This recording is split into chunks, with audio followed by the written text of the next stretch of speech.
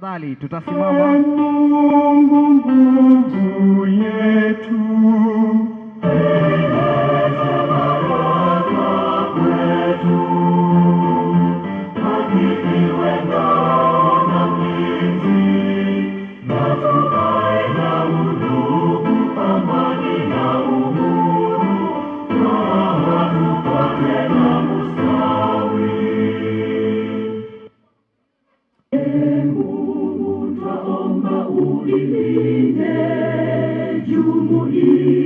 Afrika Mashariki, tuwezeshe kuishi kwa amani, tutimize na malengo yetu. Arrived at in amicable and constructive manner. That is why when you requested to hold the Comrades Kikao at TUM, we welcomed it. Thank you very much. Let me go straight and introduce the TUMSA officials present.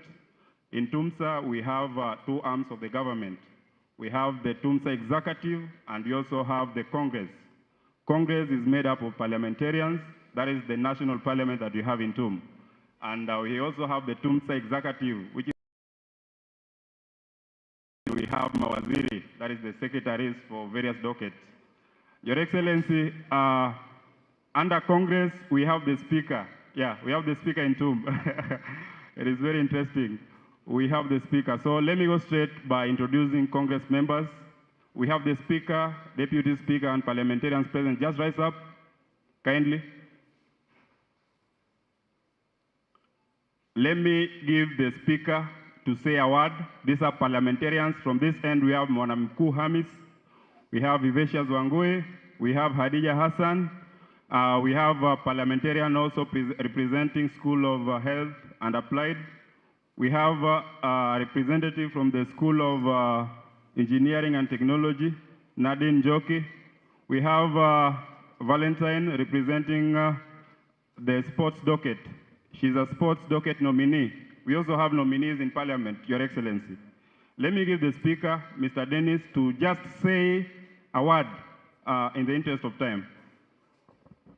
Thank you so much to Our Excellency, the Governor of 001, our Vice Chancellor, Professor Laila Abubakar, the DVC for Research and Academic Research and Extension, Professor Gishangi, Dean of Students, to the CS from the county level, TUMSA officials, and comrades at large. Good afternoon. Comrades Power, Comrades Viva, Comrades Wisdom, Gen Z Power. Thank you so much. My name is Dennis Odhiambo, the current TUMSA Congress Speaker. I'm the Speaker, as it was said, that we have two arms of government, Executive and the Congress. So I'm the rectangular of this TUMSA association. Thank you so much. I won't say much. And just to mention, our Sergeant at Arms is there. He was not mentioned. Sergeant at Arms, you can stand. Yeah, thank you so much. The Clerk of the House and the Deputy Speaker, they're outside the institution for some mentorship program. So we'll greet them that you came. Thank you so much. Feel welcome. Thank you very much, Mr. Speaker. In the interest of time, let me just introduce my fellow executive members. They won't speak, but they will just stand and wave. We want to rush with time. We have the Secretary in charge of Academics and External Affairs, Mr. Joseph Kioko.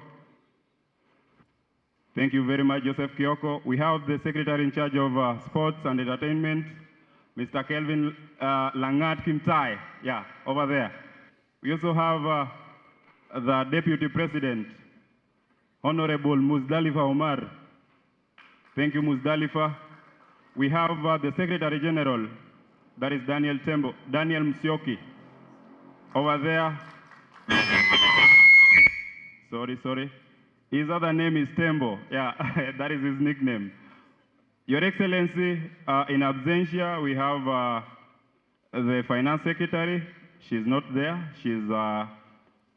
They traveled to Nairobi. There was some mentorship program organized by the student body from Catholic University of East Africa. She has not made it. We also have the Secretary in charge of Gender and Special Needs. She has not made it. And then let me recognize the presence of other student leaders from other institutions of higher learning around Mombasa. We have Milena from University of Nairobi, Mombasa campus. Kindly just stand and wave. Thank you very much. A beautiful lady she is. We have Yusuf from JKUAT. Yusuf. Thank you very much, Yusuf. We have Sheila from JKUAT. Thank you very much, Sheila. We have Aaron from JKUAT. Thank you very much, Aaron. We have Jarom from JKUAT. We have Nusra from ICS. Thank you very much, Nusra. We have Munire from ICS. Vector from ICS. Thank you very much. We have Eid from ICS. We have Duncan from Bandari. We have Fwedi from MKU. And also we have the president of Kenya Coast National Polytechnic, Hezron Ogola. Thank you very much. We have Saumu Bakari from KCNP. Thank you very much, Saumu. We have Justus Koech from KCNP. Thank you very much. We have Dan Okot from KCNP. Derek Bet. Thank you very much. We have Samson Simba. We might be having student leaders whom I have not introduced. Maybe if I have not mentioned your name and you're there, just be up and wave unto us. Thank you very much. Thank you very much. Anyone remaining? I think, yeah, thank you very much, brother. Anybody else?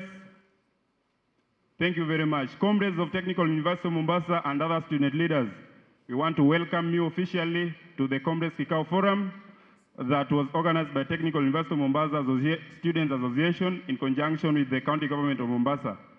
We want to encourage every comrade to engage constructively with the Governor, County Government of Mombasa until the end. Thank you very much. My name, as I repeat, is Agwanda Eric. I'm the Secretary in charge of Accommodation, Health and Social Affairs. Asanteni sana na Mungu abariki.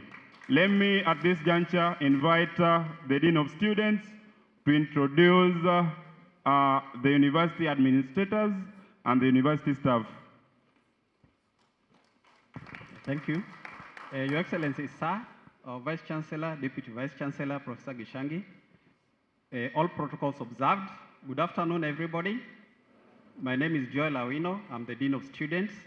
Because of time, I would like to introduce the TUM staff members who are here. Please just stand and wave wherever you are.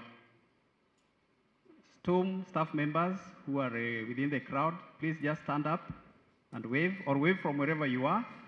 Thank you very much. You can see some are behind this way.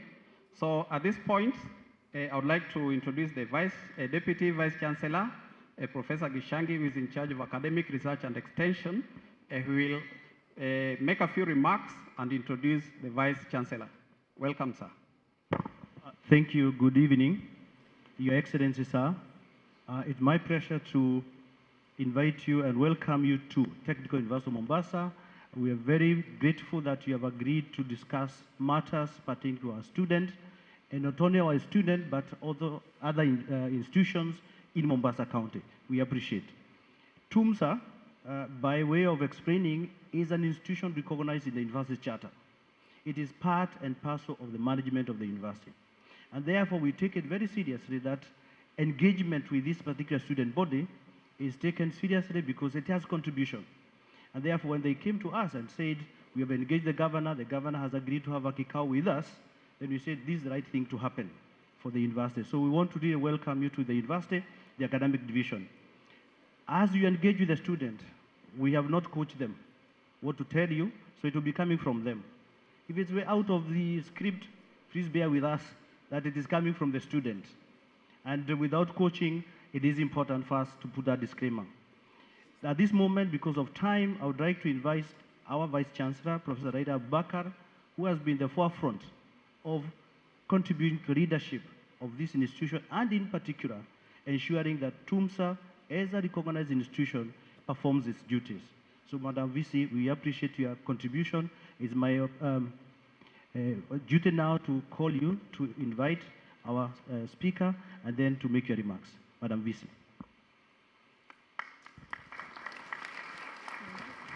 The speaker is the protocol? We invite the speaker or we invite?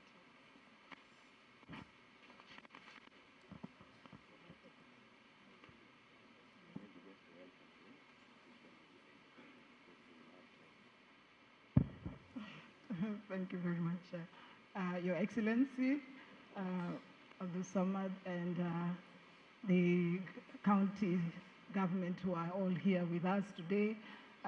You realize that I had even to consult.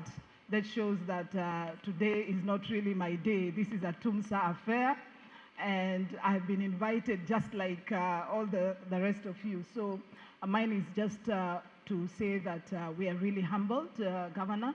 We know that you have been very, very busy. In fact, I understand you had traveled out and you came, and immediately you've come, you decided to have this dialogue with the students. We don't take it for granted, and we appreciate your time. As the DVC has just said, that the TUMSA is a recognized institution whereby we engage with our students together with the management, and they actually also represent the students in our Senate. So, but today they are the ones who initiated this dialogue, and we are here also to listen.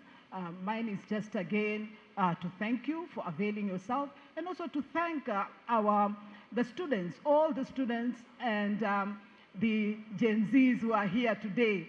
Mine is just to appreciate that you are embracing dialogue, and you believe that whatever issues you have, they can actually be discussed in a more constructive manner. I want to thank you for that, and I also want to assure the Governor that in Mombasa, we feel that our students are not the ones who make lots of noise around. Then they have issues, and when they have issues, they know where to channel those issues.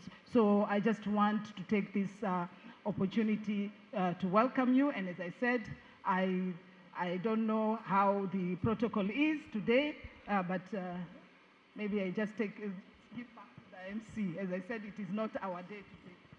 Thank you so much. Thank you so much. Let's give a clap to our VC. Thank you so much. As I said now, because we have the county officials that are present, and I'm told first, Governor Karibu, again, mama yetu asha kukaribisha kwetu, angekuita, but sababu siku ya leo, sababu wewe ni mfanyikazi wetu sasa, tumekuajiri, na Comrades walikuwa wanataka kuongea na wewe, ndio maana wamesema hapo turuke kidogo, wakati wako itakuja. So forgive us for that. I want to welcome Waziri Emily, who will in turn now invite other, not invite, but acknowledge other county officials present. Karibu. Let's give her a clap. Thank you so much. Comrades power. Comrades power. Comrades wisdom. My name is Emily Achieng Okello, the CC in charge of water, natural resources and climate change resilience. It is my honor to introduce the team that we are here today, starting with my colleague CCs. From the far end, we have Waziri Mohammed Hussein, in charge of lands, urban planning and housing. We have our diplomat who is in charge of tourism, Waziri Osman. We have Waziri Daniel Manyala, in charge of infrastructure and roads. And finally, we have Waziri Evans, in charge of finance. From the chief officers, we have Madam Mwikia from public service. We have Dr. Rose in charge of blue economy. We have Engineer Ali Sharif, transport and infrastructure. We have our chief officer for governance and Serikali mashinani, Bwana Delano. We have Engineer Albert Keno in charge of water, natural resources and climate change. We have our Chief of Staff, Dr. Noah Akala.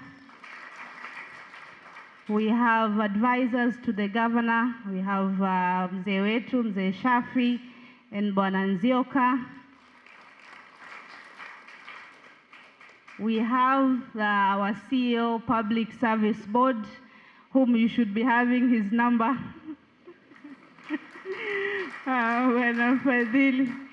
Because I know his questions will come. And then we have our team from Inspectorate, Bwana Changawa. Your Excellency, I think that is the team that we have today. Thank you.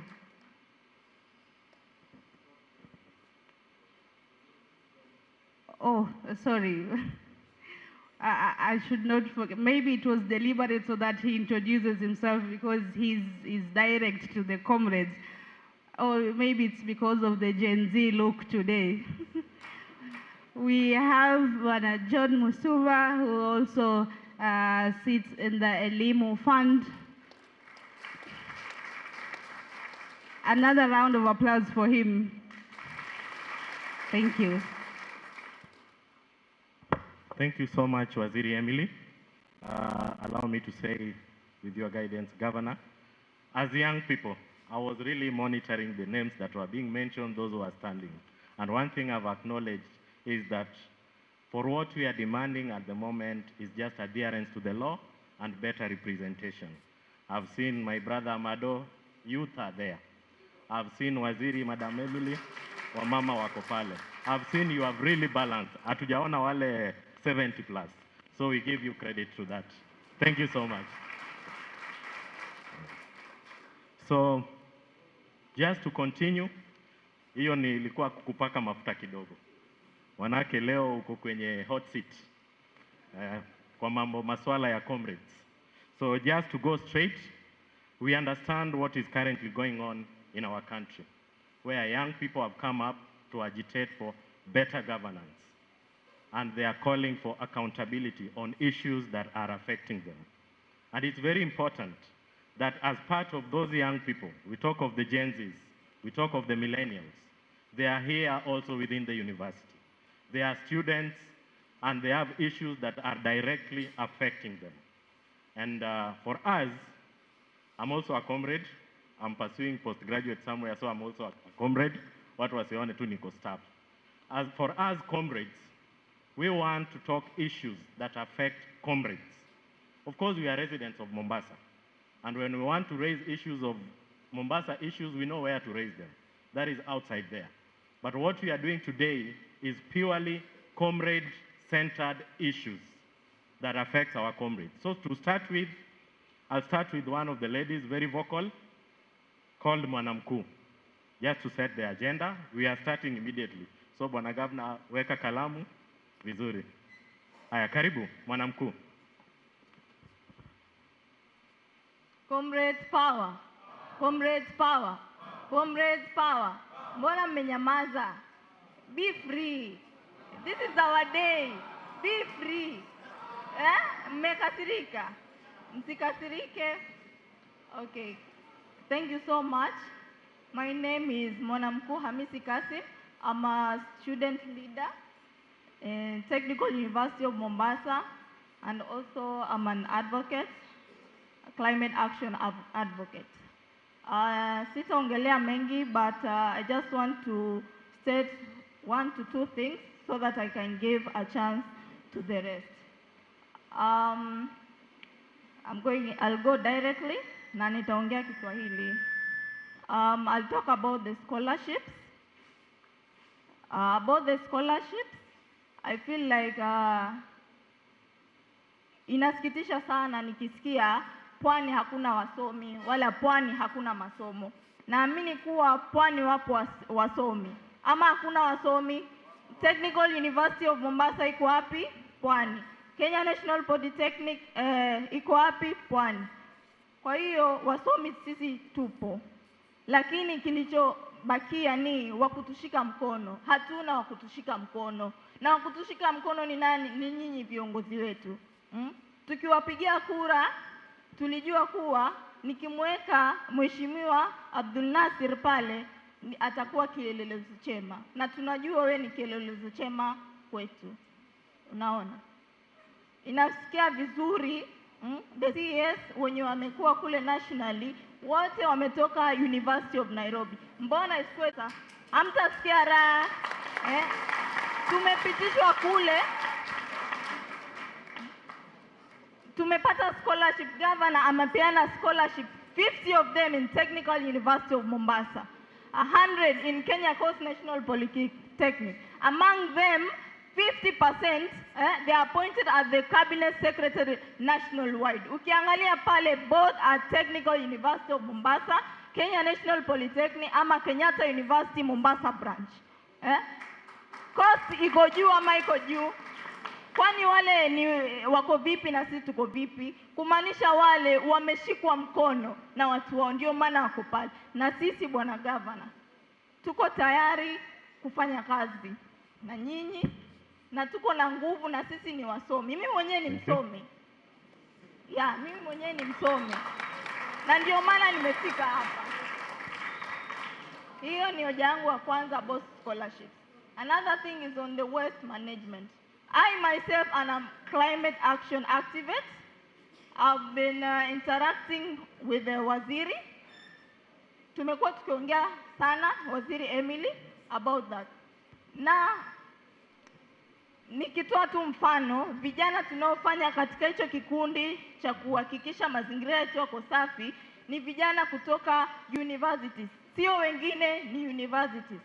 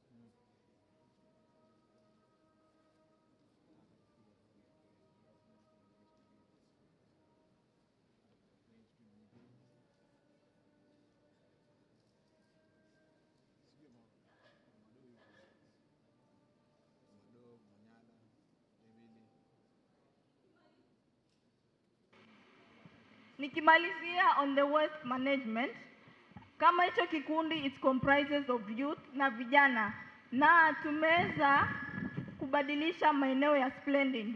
That place tumeibadilisha, kumaanisha tukishikwa mkono kama vijana tunaweza badilisha mahali kwingi sana, kama kweli tunataka Mombasa iendelee upande wa waste management. I have so many points, but hizo mbili ndo zimenigusa sana, and I feel like they are so important. Nikimalizia tena, my name is Mwanamkuu Hamisi Kasim.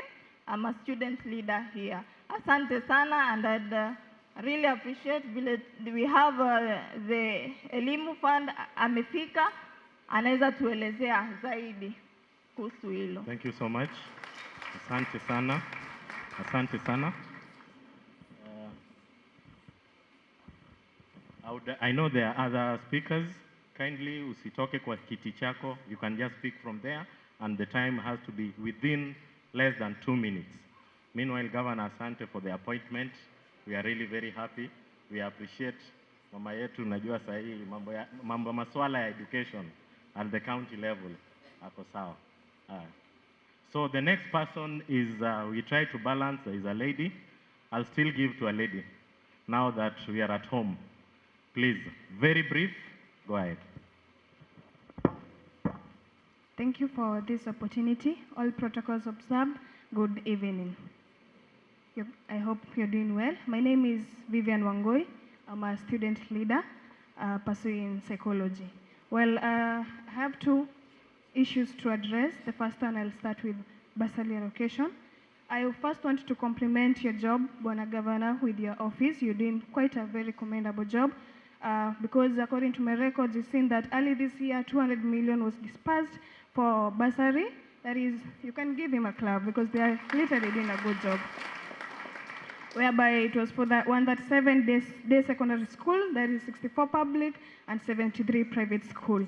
My question or inquiry is there the same allocation for tertiary universities from your office directly? And if there is, what is the criteria used for the application of these bursaries, since we have not heard of and have not been beneficiaries of the same?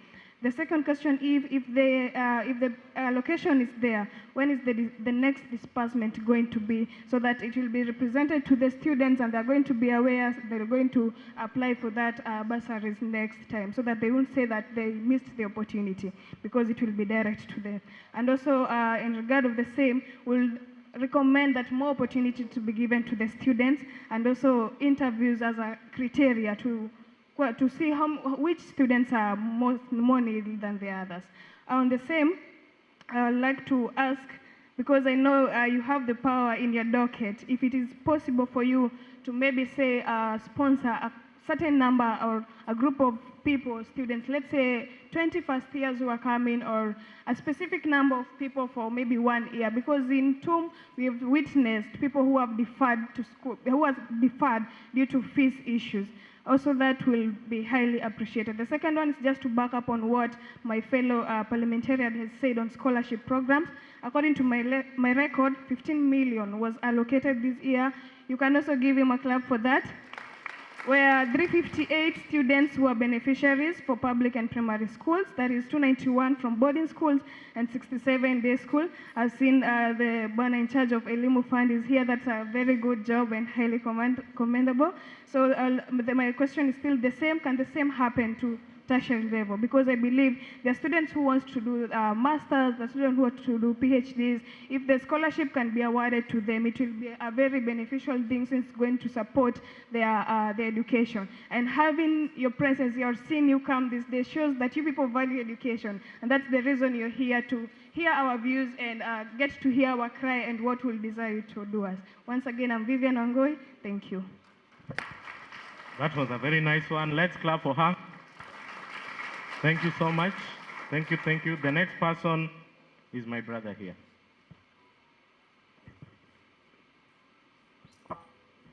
Yes, through the governor and all protocols observed, good afternoon. Allow me to introduce myself first. I am Joseph Kioko, the TUMSA Academic and External Affairs Secretary. Bwana Governor, the biggest challenge that our students go through first is securing attachment opportunities.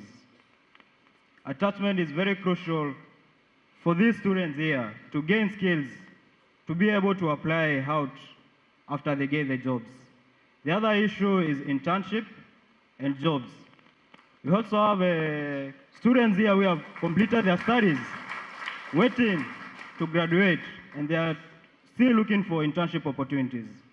Bwana Governor, through intervention, we hope that these students will get opportunities and you're going to help us. The other challenge is about discrimination, let me call it that way. That's the non-Muslim students and those from Bara. Wale wenye wakienda kule hawajui kusema salamu alaikum. Unaenda unapeana barua zako.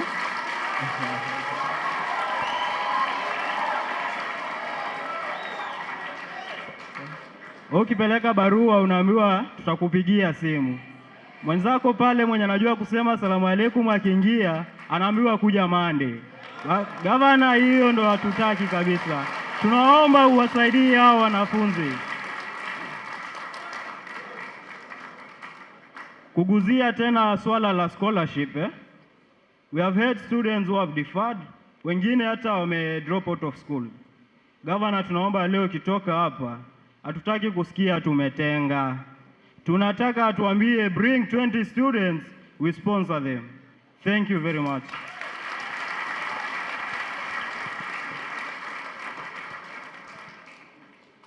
I think for that, I don't even need to add, clap for him.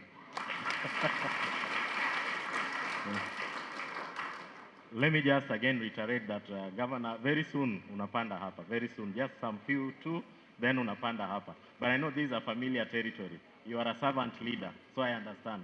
You know these things. The next person, very brief, sports. Just be very brief, kindly.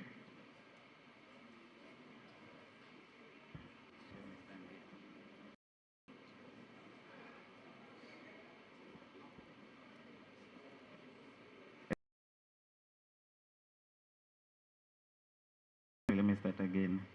His Excellency the Governor, all protocols observed, and comrades, good evening. Good evening. Governor, as you can see, these comrades are dull because most of them didn't take lunch. So today,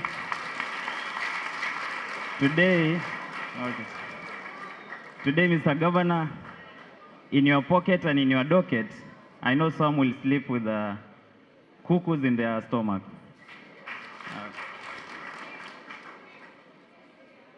Ajaskia? Okay, let me say. Today, Mr. Governor, as we can see, the comrades are very dull because most didn't take their lunch. But in your pocket and in your docket, I want them to today be sleeping when their stomachs are very full. Okay. Let me introduce myself. I'm Kimtai Langat Franklin. Mimi ndo waziri katika wizara ya michezo na utamaduni katika Technical University of Mombasa. And we have many issues, not many issues because our administration have been trying. But we know that if I try to say the issues that I have, the time will cut me short. So let me start with the sports sector.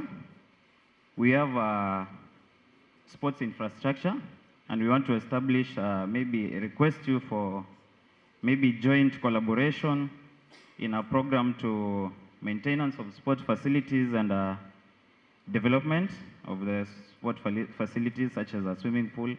Ama comrades hamtaki kuogelea, simpige makofi ba. Yeah, thank you. So another thing is talent identification and development. We want to establish a joint programs to scout and nurture young sporting talents. As we can see, TUM is not only a hub of academic excellence, but also a beacon of extraordinary talents. TUM is the #1 university in Kenya in terms of sports and talent. Clap for yourselves.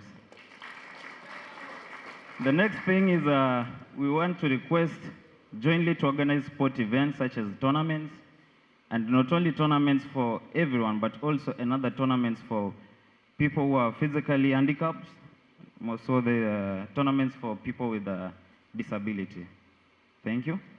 Another one also is to create scholarships opportunities for talented students to receive both academic and sports training. Let me go to the entertainment sector.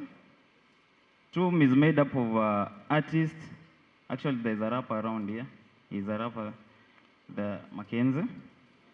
So we want to organize cultural festivals that collaborate the rich heritage of Mombasa, showcasing the rich heritage of Mombasa. Sorry. For instance, Mr. Governor, we have a Cultural Week, which is the next semester. Cultural Week purposely is 1 week full of showcasing of talents in terms of dressing, food, and also the culture. So I know today we'll talk later. Now we will assist us in the cultural week. We also want to provide platforms for students to perform and exhibit their talents. As I said, we have many talents in TUM. Also, we have the film and media production. We want to partner with the county to establish a film and media production. Because here in TUM, we have many talents, but there is no platform for them. There is no infrastructure, but we are still developing. But with your hand, we know that we can establish more. Honorable Governor, we envision a stronger collaboration between TUM and Mombasa County. Together we can create more opportunities for our talented students to shine and contribute to the community. Thank you. Thank you so much. Thank you so much. One last before Governor Pande Apoju. There will be time for questions. Don't worry. This will be just a reaction. No, after he responds to those questions or those concerns, then again we'll open the forum, open for anybody who has a question. So don't worry, relax. Secretary Tembo, please be very brief, kindly. Thank you. Asante sana. Mheshimiwa Gavana, our Vice Chancellor, our Deputy Vice Chancellor, all the protocols observed, and comrades. God is good. God is good, and all the time. My name is Musioki Daniel, alias Tembo, and maybe before I begin my points, Your Excellency, the Secretary for Sports and Entertainment has just said that TUM is one of the known for sports. Allow me to nijisifu kidogo niseme, our TUM Marines are now playing in the championships. They have been promoted. Makofi ya TUM Marines. Wale TUM Marines wakipata jezi ya kucheza championship, si tutafurahia? Si tutafurahia? Your Excellency, I want to address a very core issue that has been affecting our students, which is insecurity in Mombasa. As I speak right now, His Excellency, you know, some of the affordable places that our comrades wanaweza ishi ni pale Kisauni, Likoni, Kachonjo, na Karama. But you find each and every week there are attacks on our students. Your Excellency, my phone. Apart from these tags to install injuries on our students, they're even still taking our properties. If a student today lost a laptop, which roughly a second-hand laptop is around 32,000 and a phone around 15,000, atatoa wapi pesa kurudisha hiyo? You find that some of the programs offered are online, and if a student loses a laptop, a program cannot stop because amepoteza, si ndio? But you find, and then you find yule mwanafunzi ameachwa nyuma, and to catch up is a challenge. So, Your Excellency, from where you sit, we request for street lights. We cannot say that in Kisauni weka mahali fulani, because our comrades are diverse. Kuna wale wanaishi karibu na barabara na kuna wale wameingia kule ndani. Just the other day, it was very heartbreaking. A student was stabbed at around 5 to 6 mchana hapa njia kwenda Chuda kwenda KC, which is really heartbreaking. We've seen that some years back, TUM students protested to Kisauni to complain about the same. We don't want to go back to the streets to go and complain there. We know from where you sit, you can infect this. We also request, because I know Your Excellency, you are a member of the committee, of the County Security Committee, that the police patrol, tumekuwa tukiona after an incident has happened, polisi wanakuja wiki moja na ile wiki moja wanapotea. After wamepotea, the same repeats itself. We don't want to keep singing about insecurity in Mombasa. We don't want to keep hurting and even losing our comrades. Let's talk about other things. So Your Excellency, we request that police patrol ikue almost a daily thing. Our students need to be protected. Manake, if you are not at peace, even you cannot even concentrate. But when you are at peace, na uko sawa, mambo itakuwa mzuri. Mungu awabariki. Jina langu ni Musioki Daniel. Thank you. Thank you so much. Thank you so much. Just two issues that have been told that needs to come out. Bana Governor, on the issue of SMEs. We understand that, you know, most of these comrades, as much as people are talking of scholarship, internship, bursaries and all that, but they also have some small businesses. And it's very crucial that as we nurture, as we give them education, but again, kuna wale wanalipa fee kupitia kwa hizo biashara ndogo ndogo. So if there can be a way of ensuring that at least when it comes to consideration of giving some of these seed capital, they can also consider the students. In regards to that, Bwana Gavana, I was there in person when you came. There is a student center that was burnt here. It was an accident. So it happened that steamer ikachomeka, and you were there, we showed you around. There are students who are operating their businesses there. We may request for a bit of compensation, but again, that will not help. It is our request that through your leadership, this may not come from the county, but we know you're a man of friends, you're a man of network. Through the TUMSA leadership, if they can come up with a proposal, and through your friends, so that they can get some facilitation to go and rebuild back the student center, because ilikuwa inasaidia wanafunzi sana. So they will really appreciate. Then lastly, on the issue of, we have a health facility here. And I know, Prof, those are things you can discuss at your level. If these are our health facility, if there can be some form of partnership with the county Department of Health, so that we can see how to upgrade this health facility, because this is the first place that our comrades go whenever they are sick. With those few remarks, now, Bwana Governor, we would really request that you resume your real seats now, just to respond to the issues. Thank you. Karibu.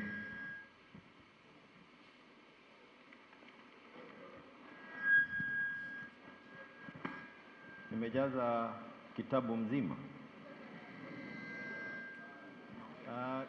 Can you hear me? Ama nipate microphone. Unanisikia?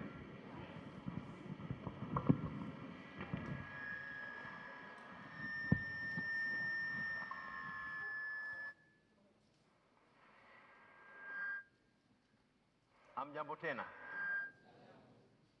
First and foremost,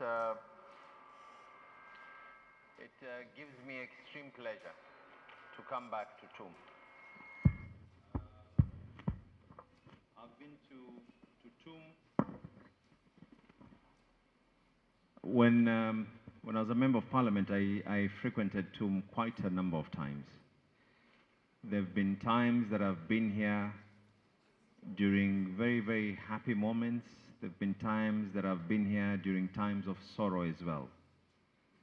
And during both times, we have been able to be together, discuss, to be able to deliberate on a number of things. I remember being invited here. I don't know nowadays, mulini sahau. I remember being invited here. I've been invited here by the Christian Union. I've been invited here by the Muslim Union. I've been invited here for your India parties and also the traditional weeks. So it is not something that is new to myself. And I remember coming here. Comrade is right. I remember coming here when there was actually a fire that happened at one of the centers. So I don't take it lightly that I have been given the opportunity to come and talk to each and every one of you. All of you here, individually and collectively, represent a very, very vital constituent in this country. The young generation that is not the young generation of yesterday. It is not the young generation of the day before yesterday. It is not the young generation when I was young. And maybe whatever it is that you do today will echo into what will transpire to be a better tomorrow for those who are younger than yourselves. So first of all, congratulate all of you on all those matters. Now, I'm not going to come here and tell you to follow your dreams, because you're already following your dreams. I'm not going to come here and give you a very, very moving lecture on following your passions and never letting go or anything of that matter. I'm not going to come here and give you a motivational speech. Neither am I going to tell you how you should be able to do so that you can be able to succeed. But what I am going to do is listen, as I have just listened, give you my views as well, so that the end result becomes something that is collective in nature. Not necessarily my ideas, but my idea fusioned with your ideas, my thoughts fusioned with your thoughts. As a leader, it is vital and it is important. The biggest hurdle any leader faces, and this will apply to all of you. Tomorrow, some of you are going to be, I heard Mwanamku talking that we also need to have cabinet secretaries who are from Mombasa, and I applaud you for that. Pengine unipatie CV nikiwa rais, nitaangalia mambo ya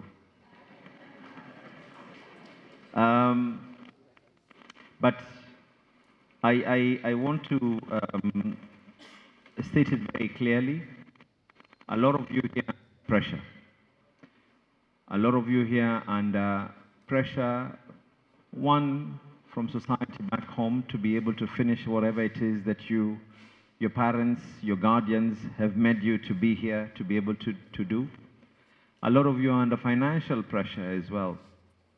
A lot of you are under pressure, asking themselves what's going to happen after you have finished your studies, realizing very well that we have one of the highest levels of unemployment in this country.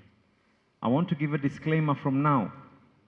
There's never been any person who has a monopoly of good ideas. And if someone claims that they have a monopoly of good ideas, that is someone who is a liar. We can only be able to grow Mombasa by collectively coming up through sessions like these. I've been someone who likes conversing with the public, and I ended up being reminded that not necessarily that everyone is listening to FM stations, not necessarily that everyone is going to be available on other social media platforms, but probably we need to start doing more and more of these town halls. And I'm honored that this is going to be one of the many that we will be doing together. I want to take the opportunity to congratulate, before I start answering the questions that have been asked. I want to take the opportunity, one, to congratulate yourselves as students. When you look at the face in this hall, when you look at the faces in this auditorium, one thing comes out clear, that Mombasa is truly the picture and the face of Kenya. There's no one here who has been biased because of religion. There's no one who's been biased because of tribe. There's no one who's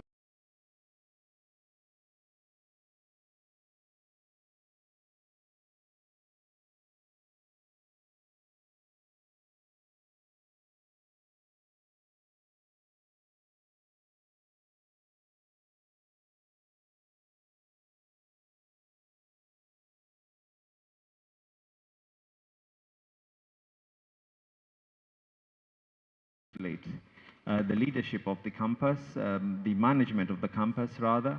I was once the chair of the Public Investment Committee, and I can be able to attest that Professor Leila, you did a good job in making sure that pesa ya Wakenya isitumike vibaya. Si mbaya nikisema hapa pia, sio? Now, I want to go straight to the issues that you have raised. Some of them have been questions, some of them have been, I want to call them claims, and some of them would be issues that allow me to state whatever it is will be foretold in three ways. Way one is what we have already done. Way two is what we are in the process of doing. And way three is what we anticipate to do. I hope that makes it clear. When it comes to education, and I know that right now I'm talking to students who are in campus, but probably someone somewhere is going to be listening to me who has a child in ECD, who has a child in secondary school. Allow me just to give you a snippet of what we have been able to do in terms of education in general. When we came in, the first thing that we did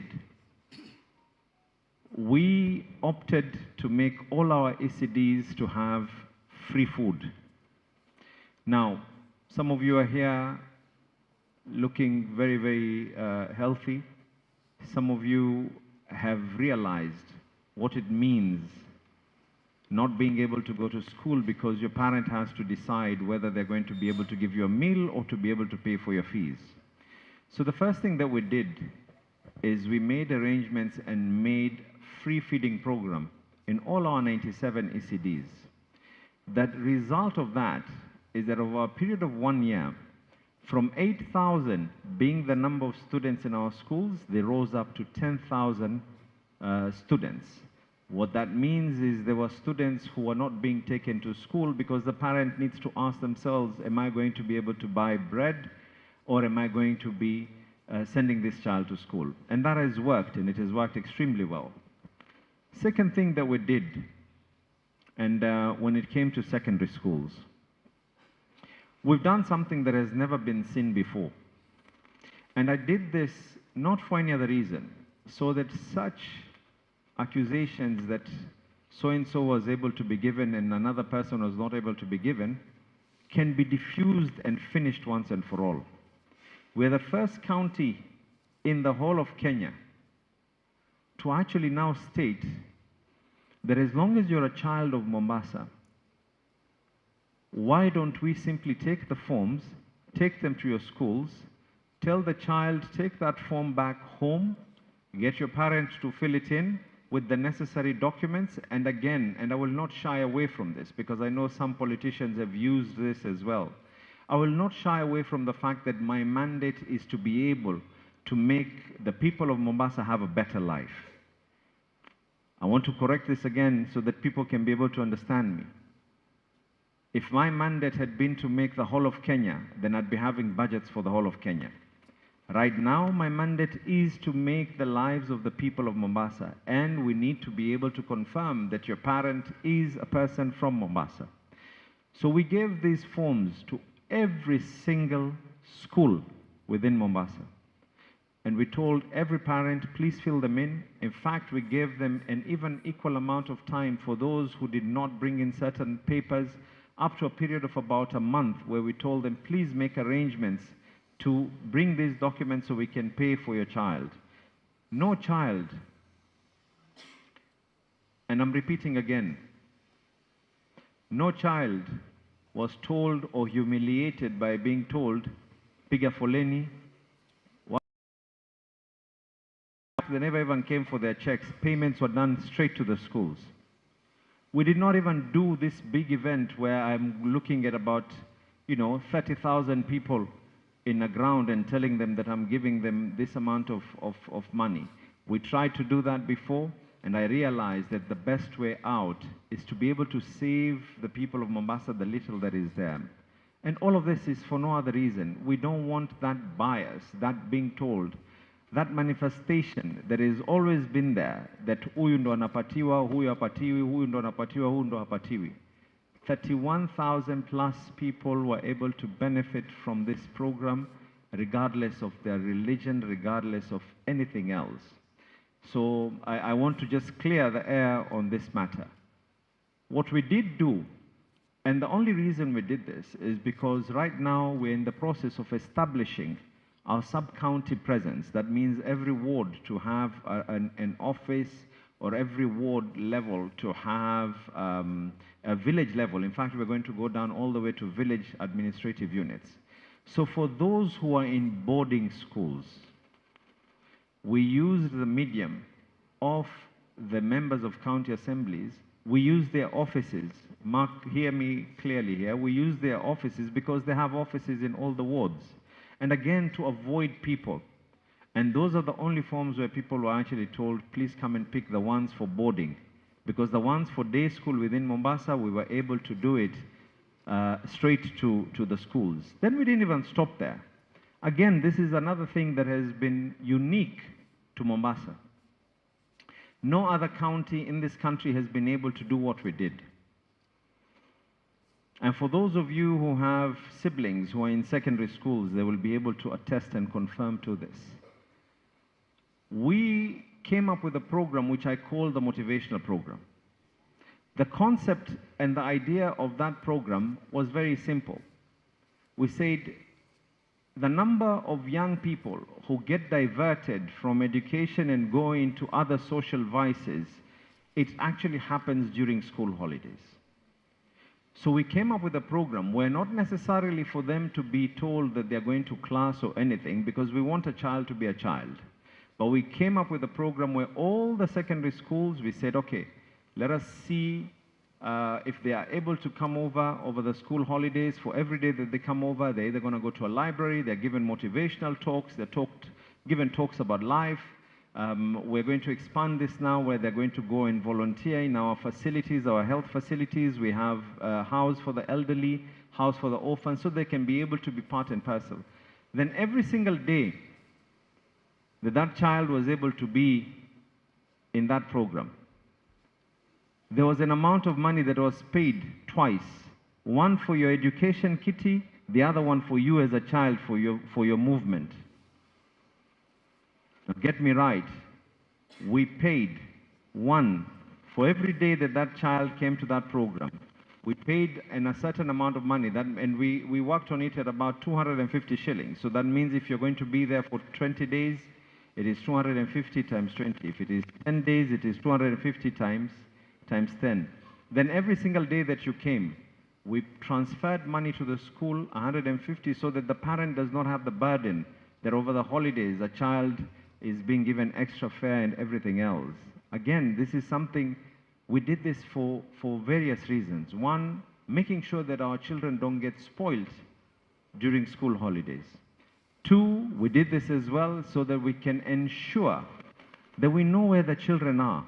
I would rather know that the children are at a certain place than children being taken into crazy areas. There's so many people out there who do crazy things. So this is one of the unique programs that we were able to do. Now something else that we were able to do, and again, without bias to anything, we looked at every single primary school within Mombasa, and we asked every school, we asked the school to nominate 4 students who finished their standard 8 and were now going into secondary. And out of those 4 students, what we did, we preferred that 2 girls and 2 boys. We gave the criteria that 1, that this is a child who is really striving, 2, they come from a needy place, and please allow us to be able to assist. If I had wanted, and I would have said that, look, let us look at the first 500 students in Mombasa, I would have probably looked at specific schools. I would have looked at Khadija, I would have looked at Sparky, I would have looked at Ganjoni Primary. But then I realized every single child wakes up and goes to a primary school with different challenges and different areas. So what we did is we 4 of the top, and they are under the Governor's Scholarship Program, where for the next 4 years, they are being paid for their fees 100% without any bias. I never asked that they have to be this religion or this color or this tribe. And by the way, none of the parents came and started pulling a line in the education offices that tunataka form. Those forms were sent to the schools, payments were done directly. I only met the faces of the parents once, and then thereafter, it is the team from the education which is going to do a follow-up, so we can see that we are coming up with a worthy investment. We didn't even stop there. This might not be as exciting for you, but it will definitely be exciting for those who are going to be joining. I think that the classes are starting from September, if I'm not mistaken. Now, this is where the exciting part. We have made arrangements. Right now, we're collecting the data from COOPS. That every child who finished their Form 4 and was entitled to join campus is entitled, courtesy of the county government of Mombasa, a stipend of 50,000 shillings toward the education bursary. Now, again, I want to make it clear, this applies to all. So it is going to be difficult for me, because if a majority of those people, all of them who finished their standard Form 4 last year, happen to be a certain religion, it would not be my calling. If a number of them ended up being from a certain tribe, it would not be my calling, because we're doing this without bias or anything, to do this to every single person. Whatever it is that I've told you are not myths, they're not imaginations, they're not a fiction of my imagination. I'm talking to you about things that I've already done. I'm talking to you about things that sina deni. The only one that we are simply compiling the list is the ones from COOPS for September intake. Other than that, I have no debt at all. As a matter of fact, we have even a bigger problem right now because of the amount of way we are pushing. Unlike what people are thinking, the amount of way we are pushing for the parents to come and collect their secondary school checks. We now have checks that are at a threat of actually expiring. So we are now the ones who are chasing parents. Please come and collect fees for your child. So I hope I've cleared the air on that. Now, what I intend to do, whatever I've told you is what is in process, what I have already done, and what I intend to do now. I will be coming up with a proposal. If you look at the whole of Kenya, after Nairobi, Mombasa would have the highest amount of student population. You will agree with me.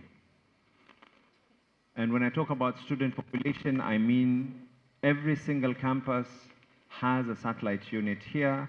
Every single campus is here. We have the technical university that originates from here itself, the other universities, all of them, public and private. The concept is very simple. Again, I don't want to be told that tulikuja kwa ofisi ya education tukapigwa line. We are going to come up with a framework that we will say we are allocating this amount of millions for TUM, we are allocating this amount of millions for KU, we are allocating this amount of millions for University of Nairobi, maybe based on students who are in that particular campus. That means it is only fair if I have a certain amount of money, then we place it in percentages. But what I'm going to be proposing is that we offer delegated authority and delegated power to both the college management and the student management for you to give us the names, so that hakuna shida ya kuwa nilikuwa simjui gavana, namjua gavana, namjua MCA, simjui MCA. I don't want to hear any of that. As a matter of fact, I would be more and more pleased that I see you on the streets 10 years from today, when either one of you is an engineer or an architect, and you actually tell me, you know, I'm buying you a drink because of the fact, nikisema drink, I mean soft drink. Nimeangalia jamaa vile ameniangalia. That I actually did whatever needed to be done. And this, again, does not mean political affiliation, does not mean anything else. I don't even want to know what your political affiliation is, but I will, and that I will not relent. I will need to confirm that you're from Mombasa. And one of the only ways that we can be able to confirm that someone is from Mombasa in an urban county like Mombasa is a voter's card. You might not necessarily have voted for me. I know that a number of you probably voted. But nyinyi Gen Z, last election mulikuwa bado wengine.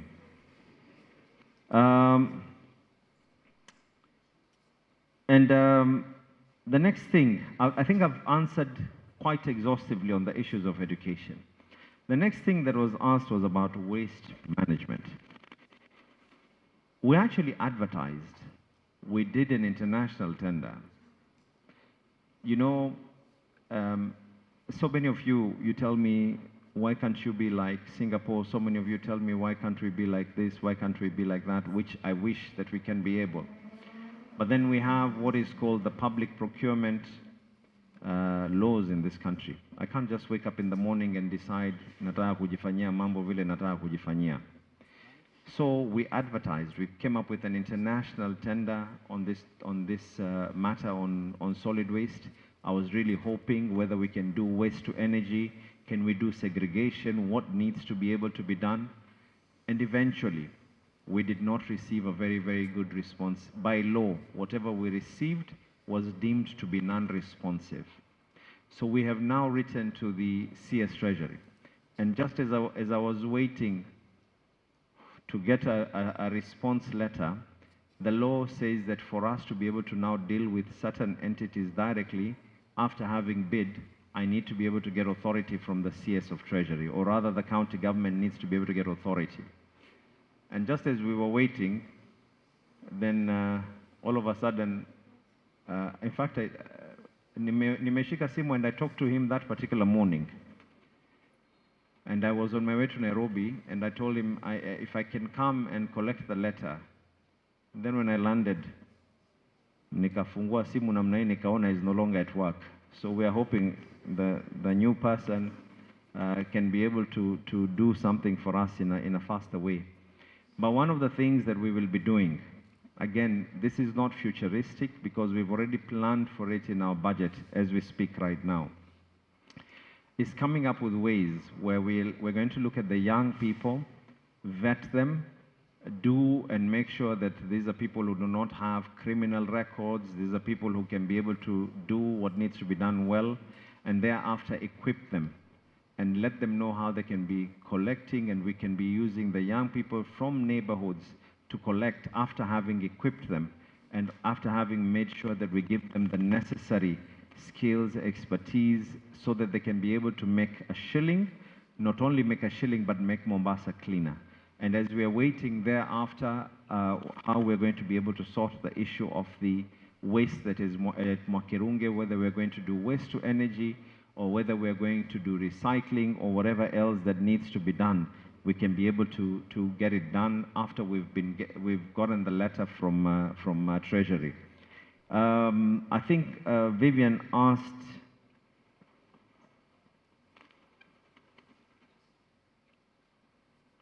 I think the issues that I answered, I think Vivian, I answered the issues of education. Joseph asked about attachment and internships. I don't want you to take my word for it, but what I will do is I will ask the Public Service Board. And this is why I'm saying sometimes myths can only be calculatively dealt with facts. Last year, we had 568 young people who were on attachment at the county government of Mombasa. Coincidentally, 168 of them were from TUM. Don't take my word for it. I will ask the Public Service Board, the CEO is here, to furnish those names to Professor Leila, so that even tukiwa tunataka to let us try and avoid ile kusema ya kuwa hatufanyiwi. Maybe what we can do is to now consider upping the number. I think that would be a fairer statement, because with a student population of about maybe Prof, what is the student population in TUM? 19,000. The university has really grown, because when I was a member of parliament, there was a time we were only at 10,000. At 19,000, maybe 168 might be a number that needs to be increased. So what we will do is I will be doing a request to the Public Service Board to increase the number of those who can go on attachment. Then now comes the issue of internships. As a matter of fact, last year we did internship program for about 500. Now, these internship programs, of course, are not necessarily immediately those who came from TUM, because some of them had been out for a year, some of them had been out for 2 years, some of them have been in other universities. So what maybe we should do, we look at all the faculties that are available in all our campuses. Then in the same way, we do an allocation. So what we do is we allocate and we say that for TUM, I know that TUM does architecture, I know that the Department of Transport needs architects as well, who can be able to be taken as internship programs. We start with 6 months with an increase of another 6 months as we are trying to see a capacity of whether we can be able to absorb or probably hope that you get a job elsewhere, at least. And by the way, our internship programs are paid programs. So sio kwa mnakuja bure bure, it is actually paid in our internship programs. The 500 that we were able to take were all paid for. In fact, out of those 500, the ones that we are remaining with, by the day before yesterday, I think we only have about 9 who are remaining, and they were finishing this month. Because of budgets, that's the only reason. But what we will do is we will look at all the different faculties that are available, and we see what needs to be done. Kim Tai asked me about matters to do with sports, and he asked me about matters to do with quite a number of issues. Allow me just to be able to state. Today morning, I went for the groundbreaking of redoing Bomu Stadium. We are redoing that stadium with, we're removing the artificial turf, we're putting natural grass with a proper irrigation system, floodlights, making it FIFA acceptable, putting in public toilets so that people can be able to use the facilities. And this is not just going to stop there. This is also going to include Uwanja wa Mbuzi and Mwahima for those who are from Likoni. Now, the elephant in the room that I always get, what are you going to do? What are your plans for the stadium? For us to complete the stadium needs $1 billion plus. Allow me again to be able to clear the myth that has always been surrounding that stadium. When the stadium was then, the concept of putting the stadium then was done, revenue allocation that was coming to the county government of Mombasa was way higher. Not on-source revenue, but revenue from national government. Then they did a revenue review which shot our revenue by almost 2 billion downwards. Then COVID came as well. So we now have a stadium that we have to finish. We don't have the money to finish it. And this is now where, as a leader, you need to start thinking not out of the box. You need to start thinking as if there's no box. And I looked at this the same way I would look at how I would run a private entity. And what we have done is we are talking to a financial institution and told them, please come and finish the stadium for us. Then thereafter, we come up with a revenue stream, including income from that on stadium, nilipe deni. I hope we are clear on that. And I think we're on the verge of finalizing. We've already discussed with the financial institution. They're finalizing the last bits and pieces. Once we've been able to do that, I hope and I pray, I hope and then I pray that despite the fact that we might not have money, but we have brains, and we will be able to host the AFCON Games in Mombasa come 2027. The other issue that Kim Tai raised was the issue of the cultural festivals. By all means, I think we've done it before. We've sponsored quite a number, and I think the CC is here. If he can be able to work with yourselves, we can be able to support you in a number of the issues that you've raised. Regarding filmmaking, Mombasa was the first county. We actually removed any fees from filming in Mombasa and taking pictures. I asked myself when I came in, and I said, whoever takes a picture of Mombasa is selling Mombasa. Now, whether someone is selling it through Instagram, through any other of the platforms, but you're selling Mombasa. Why would I want to charge someone for taking a picture? And even when you look at the revenue streams that are there, it doesn't make economic sense. So we scrapped this off. I am aware, through our discussion, the department in charge of youth culture, youth and sports as well, we are discussing with them right now on the issues of putting up a studio. We might not say that we're going to put it in Tomb, because it has to be a studio that is going to be accessible by all, so that it does not necessarily have to be. I remember, I don't know whether it is still running. Do we have Kenya National Coast Polytechnic here, students?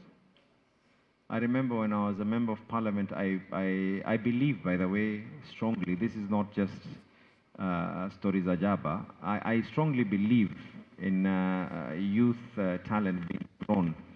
And I remember when I was a member of parliament, I built an FM station for Kenya National Coast Polytechnic. It was called Mvita FM. And one thing that I did, which is what I will do now as well, I appended my signature. I actually appended my signature. On that signature, I said at no given time will that FM station be used either by me or any other person for political gain. So that no one should say that ni mimi ndo niliweka hii, kwa hivyo wewe weka story yangu, wewe ni pambe tu peke yake. Hapana. Hold everyone accountable. Let everyone, kila moja. And by the way, I strongly believe ile msemo wa Kiswahili kizuri chajiuza, sio? When you just explain yourself to people, what you have done, what you intend to do, sell your vision. And like I said, a leader, your biggest challenge, one, is to sell your vision to the team that is working with you, so that they can all be able to be in alignment, wote wanaenda direction moja.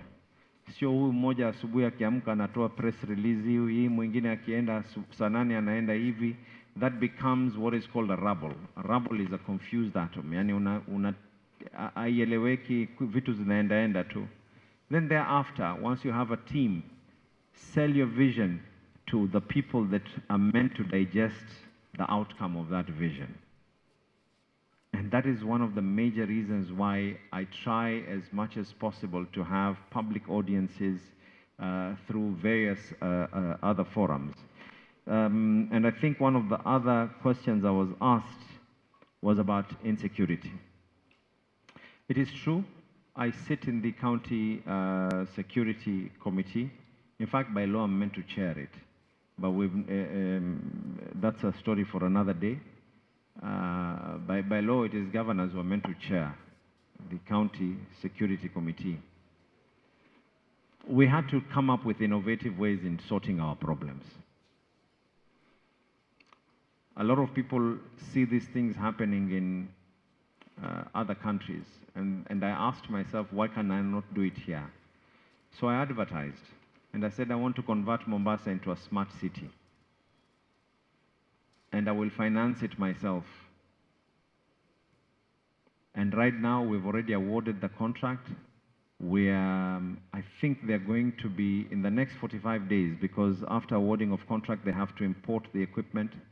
And what the equipment basically is we're putting smart CCTV systems in the whole of Mombasa, with facial recognition, with number plate recognition.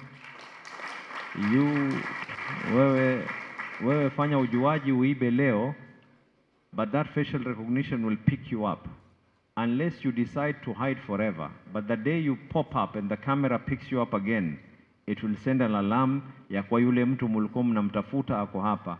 Then it will even go backwards. Wacheni niwapatie, so that ikiwa kuna mtu ambaye kwamba ananisikia kwa mitandao na ana hii tabia, aelewe vile nimewapangia na mimi pia. Hii itakuwa nakwenda backwards. Tutakuwa tunajua sasa, wewe ndio mwizi wa hapa, what is your pattern? Wewe ndio ulikuwa unaingia sehemu hii, unatoka barabara hii, unapita hapa, so we will know where you are moving and everything else. Hizi magari ambazo kwamba zinatumika, sijui mapikipiki kufanya uhalifu, we will catch your number plate and we will be able to know where you are, who that vehicle belongs to as well. And of course, naturally, kwa wale ambao kwamba wanaamua kuvunja traffic offenses, they do crazy things, number plate recognition will be there. So it is something we've already done, we've already awarded, we've already done the first payment as well. They've already imported these goods, they've done the survey as we're speaking right now. Once the goods are here, I think in the next 45 days or so, we'll be doing the groundbreaking, and then thereafter, we'll be seeing where we need to be able to increase. So we are starting this within our borders, within the areas that are high crime areas and so forth. In this particular financial year budget, we have actually put in 93 million for streetlights. If you realize, Mombasa, as much as we need more, the current outlets are about 40,000 outlets. We had actually advertised, by the way. Again, this is one of those responses. It is better to try and not receive a response, but instead of not trying at all. So we did try and advertise for coming up with street lighting solutions, smart street lighting in Mombasa. But the amount of money that was being quoted, we said we can only be able to do this in very, very small phases, in very, very small ways. One of the things that I intend to do is we worked with GIZ. They did an audit of our energy consumption at Cost General. They did an audit of our energy consumption in my office, Congo Air Market, and a number of other facilities. And we're now considering putting up solar in our own facilities. As a county, we also intend to go green as well. Even Easy Piki Piki that we will be using to give to the young people, we want to try and figure out a way of going green. It is our responsibility. In our offices, I know that some of the CECs are yet to fully comply, but I know that in my own office and in a number of the offices, even our drinking water, you either put a dispenser or come up with glass bottles. We're trying to phase away all these things, because if we don't do it ourselves as government, then how do we expect others to be able to emulate and do the same? Then I think I was asked about, there was a question I was asked about sports, and I've not answered that, I believe. Now, I had made a proposal that all money that comes from liquor, that means the bars and all these guys who are selling liquor, we made a proposal that all that money should go into, there are two ways you can be able to engage the fight against drugs and other vices. One of them is demand reduction, the other is supply reduction. Demand reduction is making sure that those young people don't get involved from the first place. Supply reduction is to try, and now you need to have guns and you need to have everything else. Those people who are bringing these things on board, you try and, stop them. But in the part of supply reduction, one of the proposals that we have done, and I have committed this to the football affiliations that are based in Mombasa, the FKF and the KFF and the rest, all of them. And what I have proposed is the county government of Mombasa will now come on board, and we will fully finance the affiliation fees. We will fully finance a bit of transport for the teams as well. And we will also fully finance the players' allowances. So that means for you to go to actually, it's cheaper for me to pay a young man to actually be on the field through the club than for me to lose that young man, because the damage that they do, it becomes worse. So sometimes we need to be penny wise. What does the saying go? Penny wise, pound foolish, isn't it? Sometimes we need to think far by seeing what are the issues that are there. And when this comes, it will also involve all the teams, including TUM as well, where you will be part and parcel. The only challenge that I have right now, and sometimes I speak and I'm at threat of whatever I say might be sub judice, but the bar owners have decided to take me to court. Hawataki kulipa. Lakini tutadili na hiyo maneno, hakuna shida. Na kama wananisikia, wajue tu mahakama iko na tutamaliza, tutajua vile itafanyika. They will pay. You cannot have people just drinking left, right and center in our premises. Kama nilidili na mambo ya muguka, hata hii mambo ya pombe nitadili nayo. Hakuna shida. Tutapambana nayo tu. And I think lastly, I was asked about the health facility that is here. I have some exciting news, by the way. We advertised for something quite interesting. My idea and thinking of why I did this, we have been paying, last year, I rolled out a massive health insurance plan for the people of Mombasa. I went around all 30 wards. Whoever needed health insurance, we paid it for them. Then NHIF, being NHIF, one, they were not paying our facilities, and I have paid them. Sina deni na wao, lakini wao waliamua otherwise. The other challenge that is there is now NHIF is being dissolved, so we can have all these other funds that are there. So we are now proposing to come up with a health fund. Unless the law is in place, we have to create a law within the county of Mombasa, and I'm confident the MCAs will support me on this vision. We will come up with a health fund, so that if you're someone from Mombasa and you go to Coast General, you're entitled to a certain percentage off. Again, I repeat, you have to be from Mombasa. Siwezi pata watu kutoka Baringo na kutoka kwengine, kila moja kuna gavana wake, si ndio? Kila moja ajipange, watu waweze kusaidia watu wao.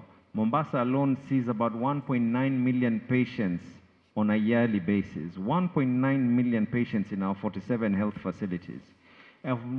If you look at the population of Mombasa, unless we are very, very sick, all of us are terribly sick, what that means is that we are also taking care of all the other counties. Now, I cannot come up with a health fund and say, lipia Kenya mzima. That will be unfair. And it will not be unfair to me, it will be unfair to you. Because this money, I have to, and I vouched and I took an oath to protect you guys. So, najua hiyo pia itaingia siasa, sijui mtu fulani, kwa sababu nini, but I will put my foot down. I would rather have quality for the people of Mombasa instead of having quantity that is quality less. Tumeelewana, sio? So once we have been able to do that, what now we have done, we've advertised and we're about to award. We're going to digitize all our health facilities. That means if you go to a facility in Mtongwe, or you go to Portrees, or you go to any of our facilities, first thing that will happen, biometrics yako ikichukuliwa, the nurse that is going to start taking your triage, you know, pressure and all these other things, they have to log in. By logging in, we will be able to know what was the waiting period for that person. Because sitaki kusikia ya kuwa mtu alikaa and I'm paying doctors' salaries on time, I'm paying nurses' salaries on time, I'm paying everyone's salaries on time. Once you come in, once you log in, we will now be able to know how long it took you to be able to get treatment from the nurses, how long it took you for the doctor to see you, what did the doctor prescribe to you, if there were x-rays, na mambo hii ya kuambiwa kwa sijui hatuna hapa paka uende private, hata hiyo itaisha. Because they'll have to put it in the system. And if at all it reads that truly we don't have that particular facility, then automatically it will be flagged out. But if a doctor or anyone decides to go, even medicine, we will now be, because once the doctor prescribes medicine, the system will now show them that this is the level of medicine that we have. So first of all, the store manager will know when is the next order for KEMSA. All these things, we are going to digitize all our facilities so that we can have efficiency in place. And I have no problem partnering with TUM in their health facility, because we've agreed to partner with Yelabaridi in their health facility as well. I would rather have a way that we assist you guys, whether it is through giving you some subsidized medicine, or we give you one of our health practitioners who's going to be based here, dependent on whether we have the workforce. I don't want to get into the nitty-gritties because it is an idea that you have given me, and it is an idea that I'm willing to absorb and willing to be able to implement amongst the right platform. So with that, we will request the CEC for Health to sit down with Professor Leila and wakubaliane on those matters. I heard about the other issue that is there, and that is ile sehemu ya vijana. If my memory serves me right, tulisaidiana last time nilipokuja. If my memory serves me right. But hapajaharibika jambo. I will recommend that we get some BQs of what needs to be done, and whether it is going to be the county government or it is going to be through other ways. Prof, with your blessings and the blessings of TUM, as long as ni center ambao kwamba itatumika kwa vijana, so that today wanaweza kufanya, kesho hata kama kijana amegraduate, kuna wenzake wanaweza kutumia ile facility. Sio, let it not be a family business, but something that is going to be rotating. And I'm more than willing to be able to do the same. I think I've answered quite a number of the issues. So I'll allow you to take it up again, but I believe I've answered quite a number of the issues that were raised. Asanteni san. Thank you so much.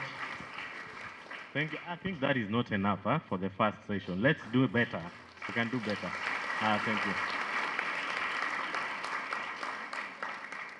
Bwana Gavana, unajua kiti bado iko, nashindwa kwa nini haukukalia, lakini tunaelewa.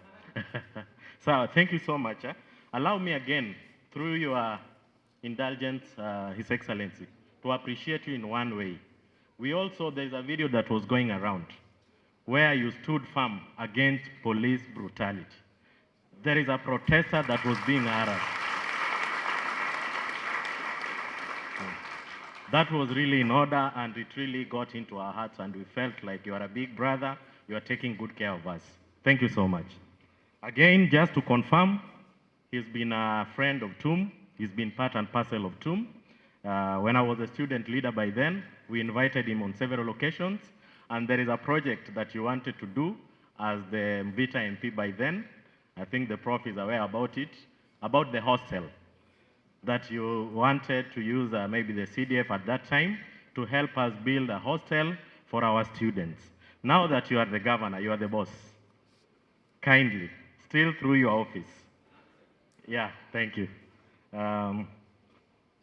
Again, we understand that you have some of our members from TUM, students, former students, current students, some of them are working for you in your team at the county level. We know Akina Felix, all of them, Akina Sululu, Akina Oyoyo. Those have been very good comrades. They have been part of us. And we really look forward to you having more of them. And the ones who are there, also keep on supporting them. I think there is I'll give a room for some random questions, very few. But again, we are having student leaders from outside. I'll just need maybe one or two to ask a question that you have. I'll give first to the student leaders, just one or two, because I want us to be very brief. Then I'll give the plenary to the public, where I'll also take 3 questions if possible, because of time. So any student leader who has a question that has not been asked before. We don't want repetition. You don't have to repeat something that has been asked. Any student leader, before I pass, from outside, those are from other campus, other universities. Yes, Karibu.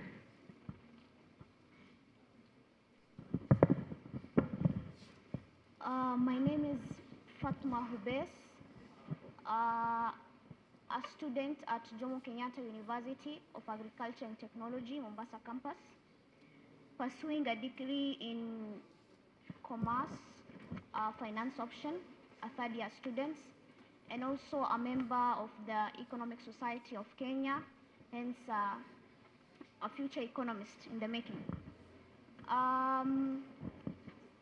My recommendation to Your Excellency the Governor is similar to the current existing Governor's mentorship program for high school students. I would also request you to introduce the same for us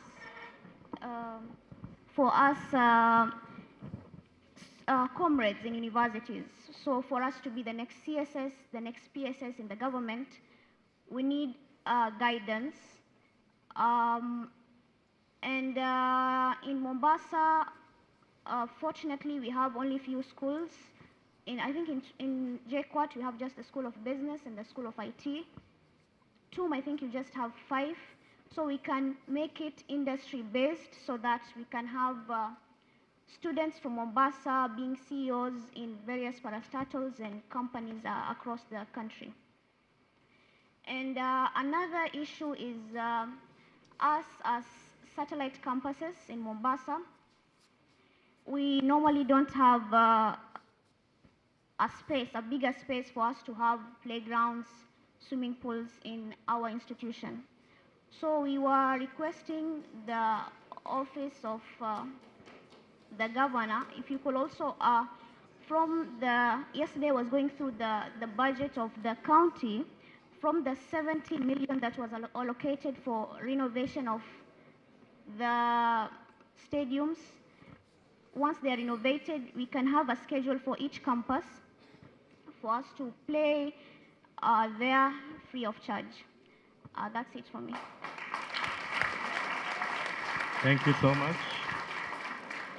Thank you so much. That was a good one. Any other? Student leaders before. To our governor, Dr. Abduswamad Sharif Nasir, Vice Chancellor Atum, all protocol observed. Good evening. Now, first and foremost, my name is Duncan Otieno. I'm from Bandari Maritime Academy, and I'm representing Bandari Maritime Academy. And we've been having so many issues at Bandari that I would love to put across, yeah? So the first issue we are having is sea time. We are having a very big issue when it comes to sea time. Most students that are pursuing marine engineering and nautical science, we are having a very big issue when it comes to seeking for sea time. Then the other issue is also the allocation of help. I think that one has already been mentioned, so I wouldn't want to talk about it again. And then the other thing we are having, and this is a very big issue that I would love to address, it's in relation to Bandari Maritime Academy. There's a clip that was circulating some time back in the Senate. And this was in line with the recognition of certificates that are being offered in Kenya in the maritime sector. Most companies are not taking students from Kenya because they think our certificates are not recognized. A very good example is MSc. MSc is not taking students from Kenya as we speak. And this is a very big issue that needs to be attended to. Then another thing is also employment. As we all know, those who are in the maritime sector, when you check the ILO and IMO website, you'll realize that we have close to 25 ships, vessels, that are running under the Kenyan flag. Lakini these ships, we don't know where they are. We try to look for jobs, but tunaambiwa Kenya haina meli. And when this happens, you are forced to go and look for jobs outside. And this is a very big problem. Most of us are wamesoma. We have the certificates, but getting the jobs is a very big problem. So we'd like to have some assistance and some things to be done about it. Then the other thing, this is a humble request. I love whatever TUM is doing, and thank you so much for inviting us here, because this is a platform yenye sisi hatungepata. I'm speaking at a personal level as Bandari Maritime Academy. We have nobody in that school. We as comrades, we have no channel in which you can follow to raise our issues to the management. So kindly and humbly, we're asking if you can do something about it. We'll really appreciate. So I think for now, ni hayo tu, and thank you so much for coming here. We don't take it for granted, and we are hoping things will be adjusted in the near future. Thank you. Thank you so much. I now want to proceed to, I said 2 questions from the student leader. Because of time, alafu wale wananchi wengine pia wako na maswali. Mtaturuhusu tu kwa sasa. And meanwhile, kwa hiyo kutengeneza body ya wanafunzi kule ndani, console some of us, we know how to push for it. We will give you the skills. I want to go to the public now, other comrades, I mean. And I'll take 2 or 3. But backbenchers, I'll start with the backbenchers. And in this case, pole pole. And if anyone says something that you don't agree with, as youths, let's learn to accept dissenting opinion. That is why we are pushing even the government, so that they can listen to us. So don't jeer, don't boo anybody. Kila mtu ako na haki ya kuongea. Backbencher. There's a lady who wants to speak. Wanaume wameongea sana. Aya, patia this guy in a black t-shirt. Very brief, please.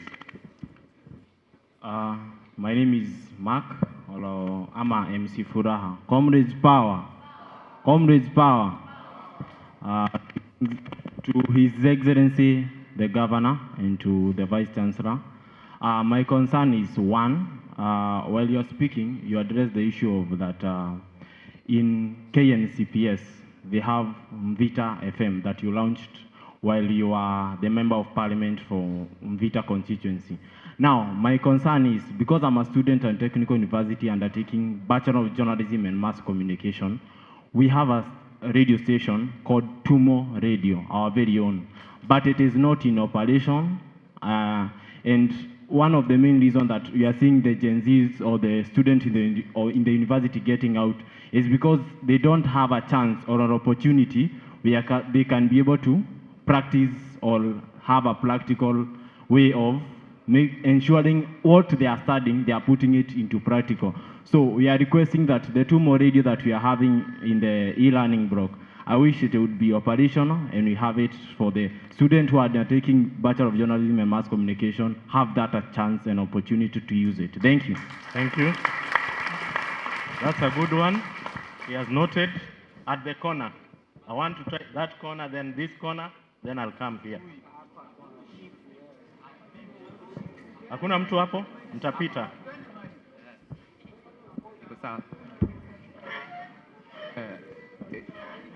Your Excellency, the Governor, the Vice Chancellor, DVC, and all protocol of staff, good afternoon. I don't have a question actually, mine was just on emphasis. On the issue about drugs and substance abuse and security, I think there will be a much rather better option in tackling the issue, because they say kinga ni better kuliko dawa, si ndio? So badala ya kuweka hizo security cameras, I think tunafaa to address the real issue ambayo ni idleness. Nimeinteract na vijana wengi mtaani na utapata kuwa hawafanyi crime ama hawa engage na drugs juu wanapenda. Ni wengine wanataka ku get out of the zone, more au wenye wana abuse drugs na anakuwa addict, na ndo apate pesa kutumia hizo drugs, inabidi ana engage kwa robbery and sort. So sisi kama sisi tuna organization hapa ya TUM Dynamos Football Club, tunasaidia both students, alumni na locals wa Mombasa. Tukiparticipate kwa sports, hautakuwa na time ya ku take drugs, but utapata sometimes ina Kiswahili kidogo, ni discouraging kutackle ukue sportsman kwa students na ku maintain lifestyle yako, si ndio? Juu unapata kama sisi tumetoka game leo pale Changamwe, fare yenyewe tumejitolea kwa mfuko, kulipa referee sisi wenyewe. Mwanako sasa niko njaa bana, sababu ile jiti nilikuwa nayo ndio nimeitumia hapo. So I think ni better to address the real issue ambayo ni hiyo idleness na job seeking. So tukiwa na more activities as sports tournaments, tukisupport clubs zetu, si football tu, pia nina friend of mine anacheza tennis. Kuingia hapa Mvita Tennis Club analipa 200 per day. Hiyo ni budget ya Comrade ya wiki mzima bana. So bwana Governor, please address your issue. Asante. Thank you for that. Thank you for that. Let me go this side. The mic to him. Be very brief. Don't repeat yourself. Just ask one question. We move. Because this is the last session actually, because we won't have any other time.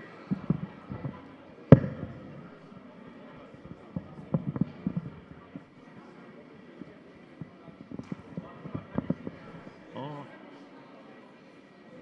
The one far end, what's your name? What's your name? Just say your name, I'll be able to. Hilary Onyango. Thank you. When you are speaking, ensure that you mention your name, please. Thank you, Hilary. Back to you. Comrades power, Muko salama. To my governor, my name is Amir. I'm Amiri, and I was not intending to speak, but the speech you gave, kidogo, raised some passion in me and some concerns too. And specifically you said, what triggered me to speak is when you say that we need to hold everyone accountable, isn't it? And you being 001, the top guy, I had some concerns that I would like for you to... Go ahead, ask the question. Thank you. So firstly, is in terms of allocation of public funds. Kwenye pita yangu ya siasa, I did get a report... It's direct to the comrade issues, so that we can come back to you if it is not relating to the No, comrades. see, it was an open now for the public, you said? No, it's for the comrades first. That is why you see all these hands are up. Okay, go ahead, ask. Yes, you have been given a chance. I could be an alumni, probably. Ask. Okay. So, these are things that I came across, and they were concerning to me. And in the allocation of public funds, I read somewhere that under your tenure, yeah, when you came into power, you allocated 15 million Kenya shillings for the renovation of your governor's office. Okay? And along the same line, there was procurement of the public address system for the county government for 9 million Kenya shillings. Okay? So I was concerned in terms of the transparency, and I was concerned how does it align, that budget, how does it align with the priorities of our community? Thank you. That's a good question. Okay. Thank you. Secondly, let's give others a chance as well. I only have only this one chance. I will never get it in my life. Okay? There are only 3 concerns, and they are genuine. Another person, please. Comrades, do you allow me? Do you allow me to continue, comrades? Please. So secondly, okay. Go ahead. You said that you like engaging, and I will agree, you do engage the public. This is evident. But there's one point in case where I do not feel that you are truthful or it contradicts what you're saying, because recently there were hikes in parking fees, okay? I was affected directly. Nowadays I have to use the public service because of that. But I can remember, I follow very closely, okay, that there was no proper public participation in the hiking of fees, of the parking fees. So, I think you get my question there, right? Thank you. The governor will respond. Can I proceed? We have other people who also want to ask questions. Hiya. Any lady? You know, we have to balance.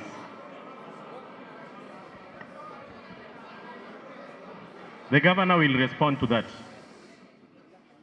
Karibu.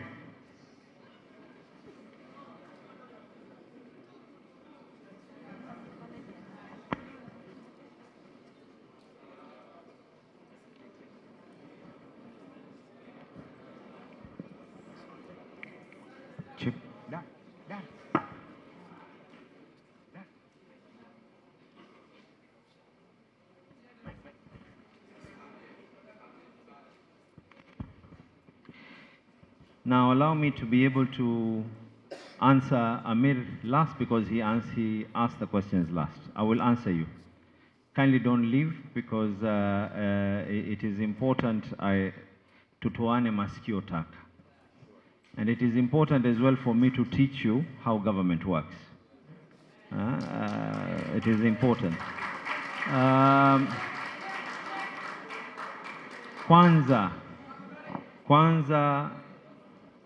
I heard here, of course, the MC was mentioning, and he mentioned that about the issue that I stopped the matters of police brutality. It is true. I'm a firm believer. I'm not saying that go out and demonstrate carelessly, but I'm a firm believer in upholding the constitution of this country. through the constitution of this country, there are many ways in which you can be able to state your grievances. Even right now, as we are here, some of you have stated issues that probably could be grievances. That is one of the issues that is currently there. And what I don't align myself with is destruction of property. The same way I will protect anyone from being harassed by the police is the same way I will protect anyone who is being harassed by a protester. I hope that is clear. I have been part and parcel myself, me, your governor, of protests. I protested when I vied the first time on matters of IBC, then even non-political. I protested, and I was one who was being tear gassed almost every other day when it came to issues of the port services being relocated. And I believe if my voice had not been out there, today the conversation would have died and this thing would have just been forgotten in totality. So first of all, I want to congratulate everyone for stating what they think, for stating what they believe. Equally, you need to give and also applaud, because the issues that someone like Amir has raised, some are right, some are misinformed, some are misjudged. So it is important, since I'm here, allow me to be able to answer to all these issues. The issue that was also raised was the issue of the hostel. Yes, when I was a member of parliament, I had a concept. And if that concept had been approved by the CDF board in Nairobi, today would have been a very different story. One of the issues that was there, I proposed building a hostel here.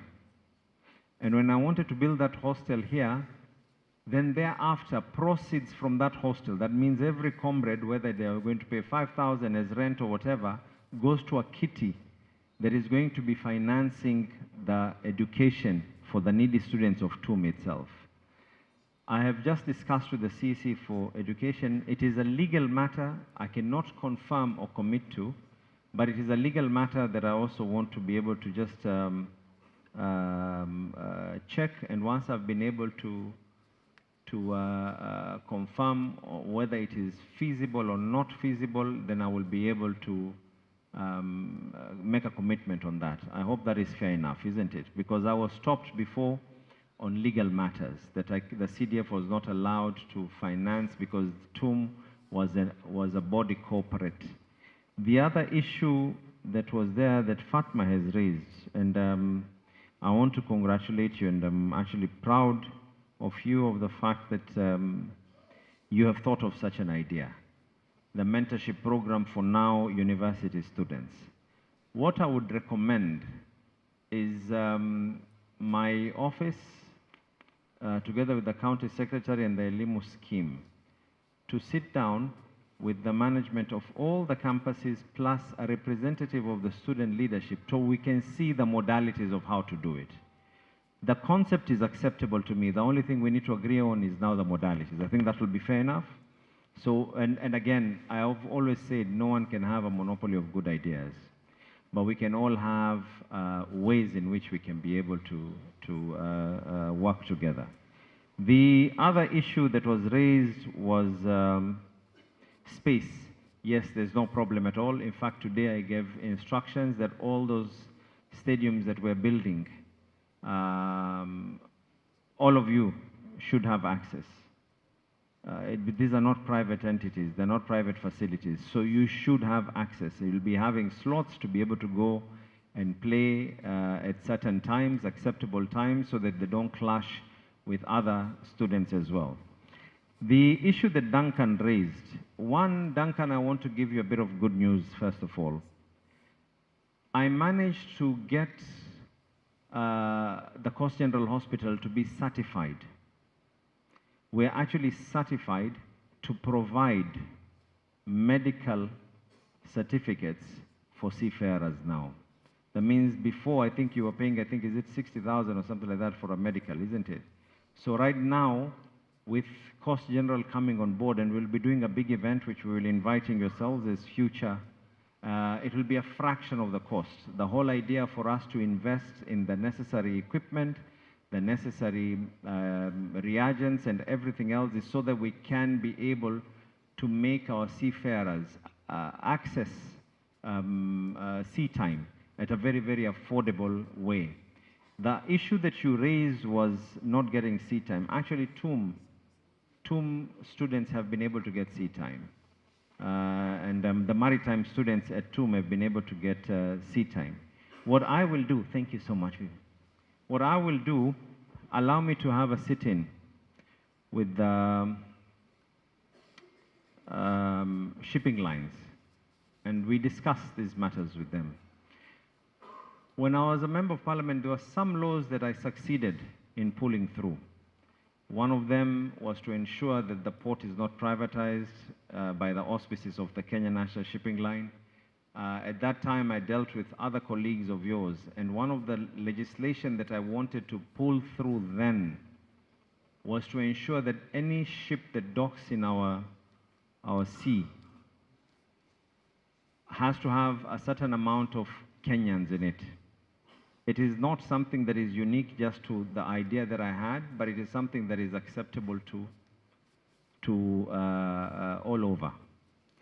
And what I will do is I will talk to the current member of parliament to be able to take that same piece of legislation.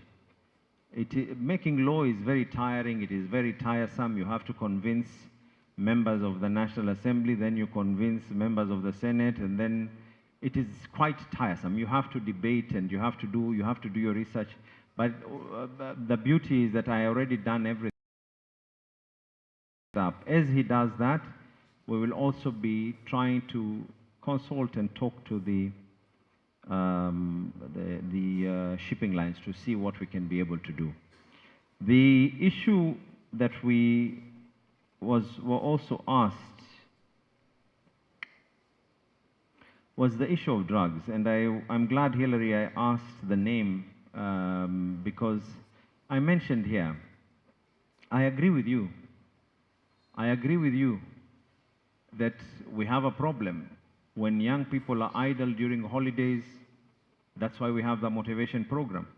I have just stated here that had it not been for the court case that the bars have taken me into, the funds from the liquor board were all going to support, including teams like yourself, where I said it is going to be, regardless of anything else, from FKF to the ones playing within the normal league to every other league, as long as you're a team based in Mombasa, you'll all be entitled.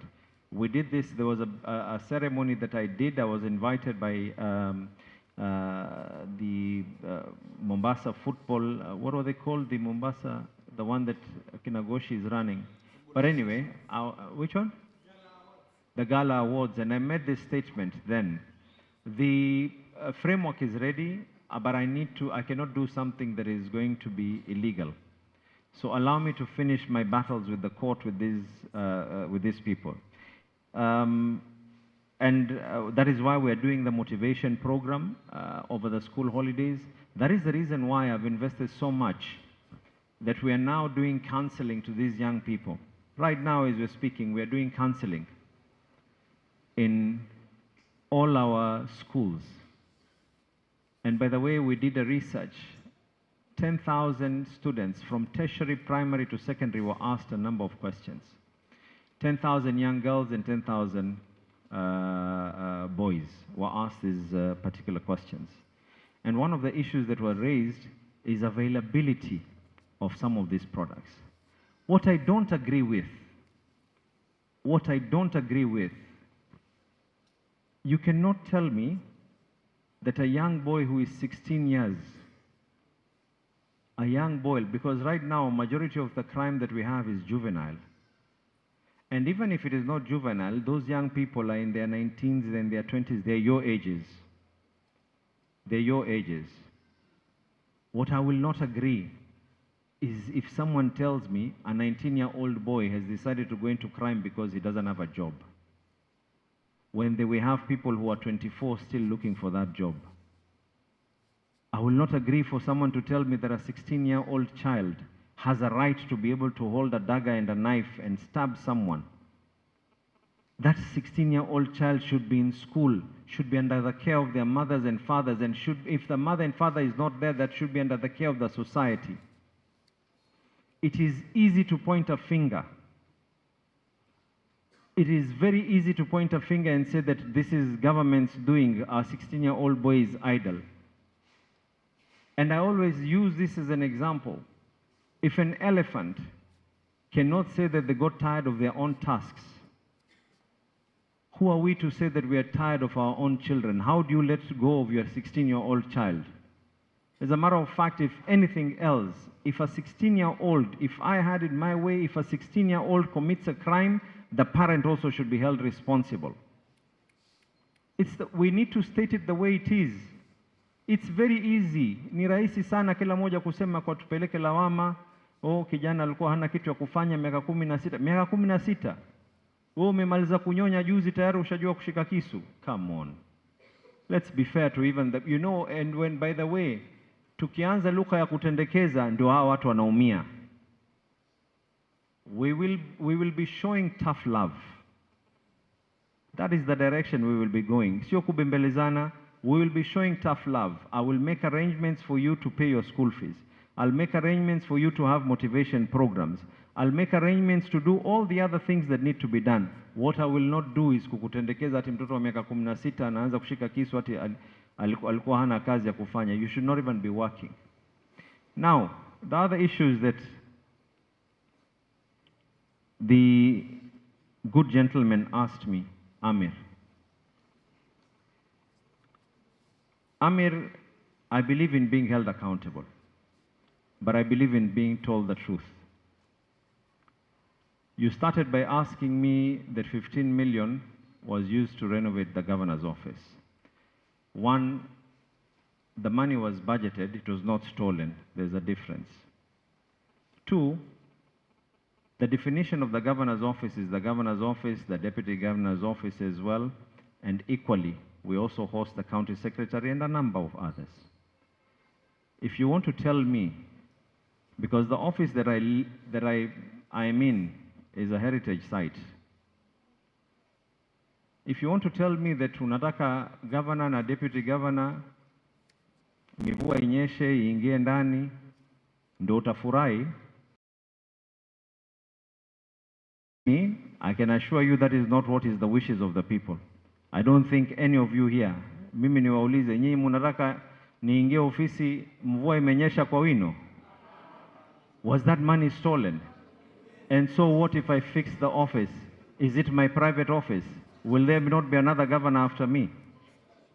And secondly, when you're talking to me about 15 million that was used to renovate the deputy governor and the governor's office and the others who fall under us, you forgot to state what percentage it is of what it is I've invested in our people. Right now, we've just talked about education. You should have asked me and told me how much did you spend on the governor's scholarship program so that we have all these young people to be an alumni like you claim to be. You should have asked me how much money did you spend on those 31,000 students. The amount of money that we spent in the governor's office is a fraction. Secondly, you're asking me about parking fees. And I would advise you, and anyone who owns a car, please listen to me very carefully. Statistics show car owners in Mombasa are 3% of the population. So you're amongst the 3% who are privileged. What you failed to state is when I came into office, I reduced the fees that was meant to be paid for tuk-tuks. I reduced the fees that was meant to be paid for matatus. Nisikieni kwa makini. Mine will be a government that will be there not to take care of the 3% of the population. But as I look at the 3% of the population, I realize that I have a 97% of the population that I also need to take care of. When I came in, I reduced figures that are meant to be paid to tuk-tuks. When I came in, I reduced figures that were meant to be paid by matatus by a whopping 30% plus. And then if we are told that there was no public participation, I think that is also another unfair. And by the way, I'm at liberty to be taken to court by an alumni like yourself. Because the definition of public participation is whether we advertise this, we did what. We not only put it in the papers, in all the major papers. Public participation was done in every single sub-county. Then after that, the county assembly did their own public participation. So sometimes ni muhimu tuweze, me, I ask myself one question. I just talked to all of you here, and by the way, the same finance bill, because another issue that is there, which is another myth, is Governor on a finance bill. I don't have a finance bill. And the difference between me and those I'm competing with is one. I think like there's no box. I don't think out of the box. I have other ways in which we can be able to raise money. And if it is true that we are being asked that why did I increase the parking, it is the same document that I appended my signature that reduced the single business permits kwa wale maskini. Is it not my signature that reduced the single business permits for those who are poor? And I'll tell you the net effect of that.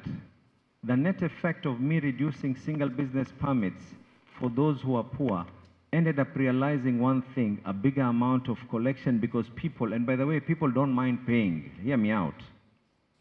Niskieni. Kenyans don't mind paying taxes. Kenyans want to know where their taxes are going. Today, when I stand here and I tell you this government, hii serikali right now, every child under 5, from birth to the unfortunate event of death, is treated 100% free. From birth to the unfortunate event of death is 100% free as long as wewe ni wa Mombasa. If I stand here in front of you today, and all of you are educated enough, and I tell you, Mombasa is number 3 in what we bring to the GDP of this country. But we are nowhere amongst the top in what we get from national government as equitable share for Mombasa. I had many different ways in which I can be able to share this equation out. Do I increase local taxes? Or do I figure innovative ways in which we can be able to raise revenue? So, mambo kuambiwa sijui spend milioni 15, yes, I will not have an office that is leaking. And I'm not shameful about that, and I will not apologize about that. Because that is a fraction. And then, sasa media equipment, 9 million, you need to ask yourself, first of all, that equipment that we are intending to buy, whose and whose office is it for? Sahi mimi nikija hapa, and I'm talking to all of you, would you prefer me talking to you with a microphone with sound, or would you prefer me shouting?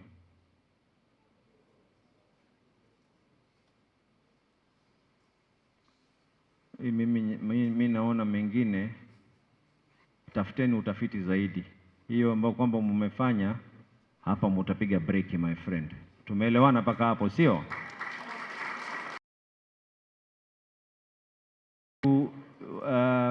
You ask the next round, nijibu zote. I understand. Check. Thank you so much, Bwana Governor. Thank you so much. Relax. Na pia tunaangalia time. That one you have to agree. So that is why when you are given a chance, be as brief as you can, go direct to the point, and let me once again repeat, matters have to be relating to comrade affairs. If you want to have any other session, invite us outside there. We will come, we will ask questions. So allow me to say, because of time, we need just only 3. to ask a question. Governor needs to be somewhere. Two questions. So majority wamesema only 2 questions. And then we will vote for these 2 questions. We need a lady and a gentleman. Aya. Let's start with a lady. Any lady? Ladies, do you want to donate that to Aya? There is one lady here. This will be the last person in terms of gender. Then the man. The man.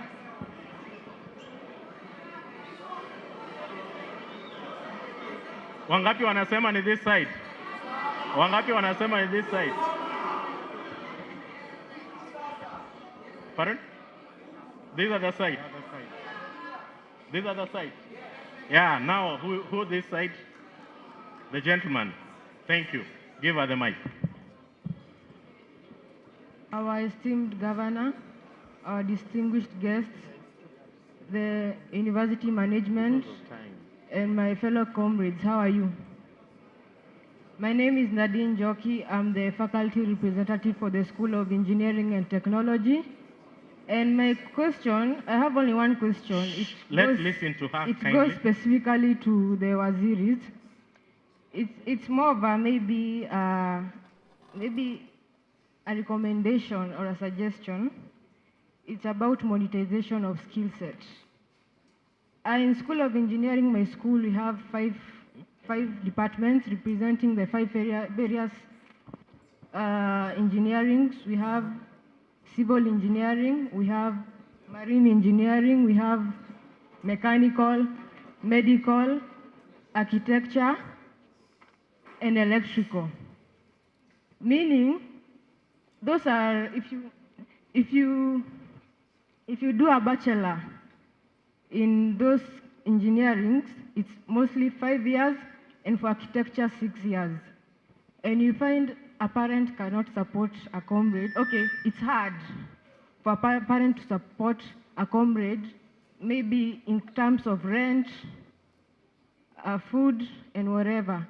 And you have a comrade who is good or proficient at a certain skill. We have one who is good at drawing using the Archicad, AutoCAD. Those are softwares used in engineering drawing.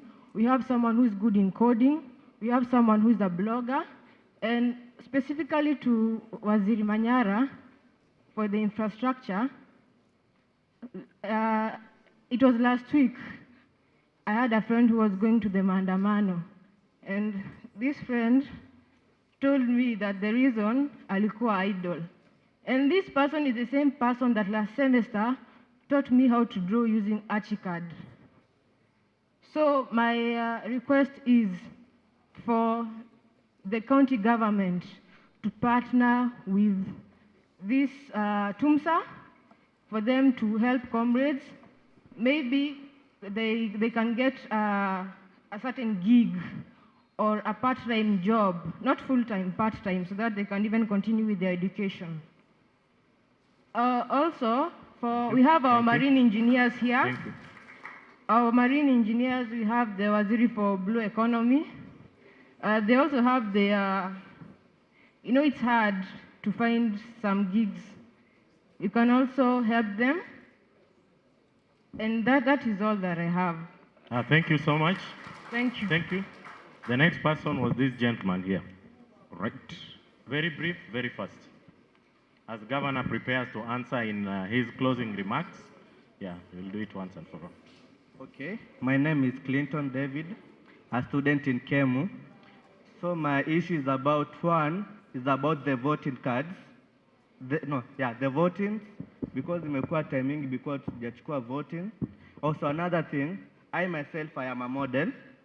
Okay, so as a model, we have been having a lot of challenges.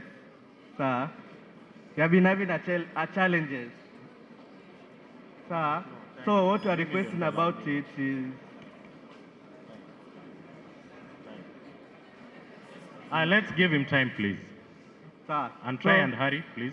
So as a model, tuna request that utusaidie at least, you help us with a place where to train At the same time, at least to support us, because as a model is very expensive. So at least, utusaidie. Also, I'm a chef, I'm doing hospitality. So you are requesting the certificate. Please. Sir, the food certificate, the poison. At least utupunguze the price of it. The question at least as a hospitality student to get a chance of it. At least you have the job Thank of you. it. Well, Thank you. Now that we are in a university, wait, so you listen to what I'm trying to say, yeah? We are also in a university whereby, again, there are issues that the university can partner with the county, the overall. But in terms, if there are any staff who may want to ask a question, staff, you can ask a question. Thank you very much. Thank you, Bwana Governor. Mine is very brief. Thank you for this time that you have spared to talk with the students. Just have a question. Students have raised concern and you answered that you are trying to establish waste management, and you are trying also to go to national government to get some funding. You also said that you are thinking of whether to take it to energy or to take it to other aspects of waste management. Please. I was saying that our experts we have here, we have the university and a number of experts. Me, I'm biased in energy, and one of my colleagues and the students are doing some research in wind. I think wind can be a source of energy for Mombasa County. And if we invest in wind as an energy, then we can be able to generate more energy. And then I'm also requesting on behalf of the university, we have solar which we are using to teach students. We also have solar which we generate as a source of energy. So we are requesting through the county government if they can give us more solar panels, at least to get some students engaged. And some courses can also be done 3 months, because even driving courses, we do it there, you fund them. 3-month courses can be done, and if we engage them here in the solar panels, they can get some skills. Thank you. Thank you. Thank you for that. I'll just read one question. Bwana Governor, ICT hubs to be at campuses, iko kwa budget yako? It has come from this gentleman. Guys, we understand there are so many questions. We are technologically savvy. Kindly, if you have a question, you know the Twitter handle, you know the Facebook page for the governor, you know all the relevant offices, you can write your questions there. The governor's office, they will address them. Meanwhile, now it is time that I want to welcome Chairman Tumsa to come and give his remarks, and he will later now welcome. Can we question? Everybody has one question. Those will be 6 questions. Or, huh?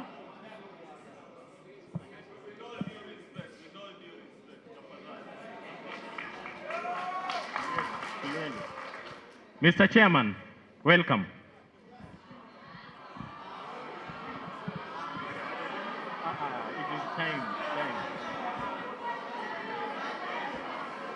Let's agree on one thing. Wait a minute. Let's agree on one thing. You know, we are intellectual. I cannot have all of you to ask questions. That is why I'm saying, wait. There is this gentleman here. If we are agreeing strictly on one question. So we are giving a room for just one person. It's him. Then we close.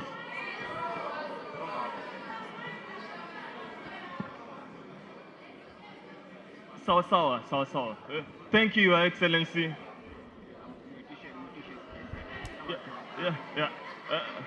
Thank you, Your Excellency. Yeah, I'm conversant. Ulipeana opportunity. Tunashukuru sana kwa wewe kujipresent hapa mbele ya wananchi, kuja uulize maswali, na tafadhali gatekeepers please. This is a forum yenye governor amepeana tuulize maswali. Yeah. Kwanza, Your Excellency Governor, immediately after you were sworn in, ulienda Swahili Port. You did a launch here, something called Fursa. I can remember it quite well. You talked quite eloquently about it because it was a partnership between you and whatever, Swahili Port, whatever, yeah? It was all about job opportunities, wale wenye hawakuwa hapo. It was all about job opportunities. Adverts zote za job Mombasa zinakuwa geofence. Everybody awe ana apply hapo. Fursa isn't working. Ever since you launched it, opportunities zimetangazwa hapo na naweza hesabu kwa kijiganja changu mmoja cha mkono. Tano.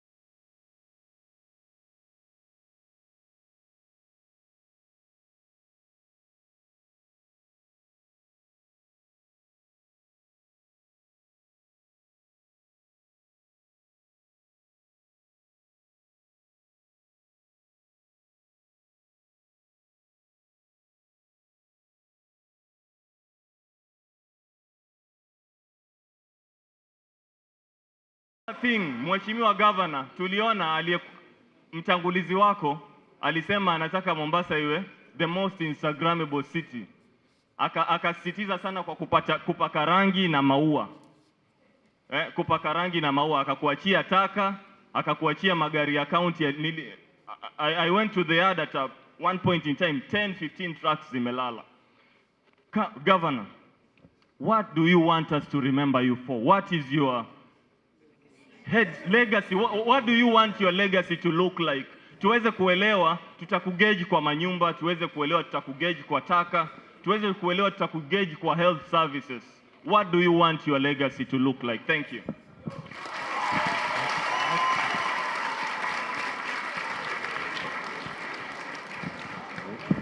Wow.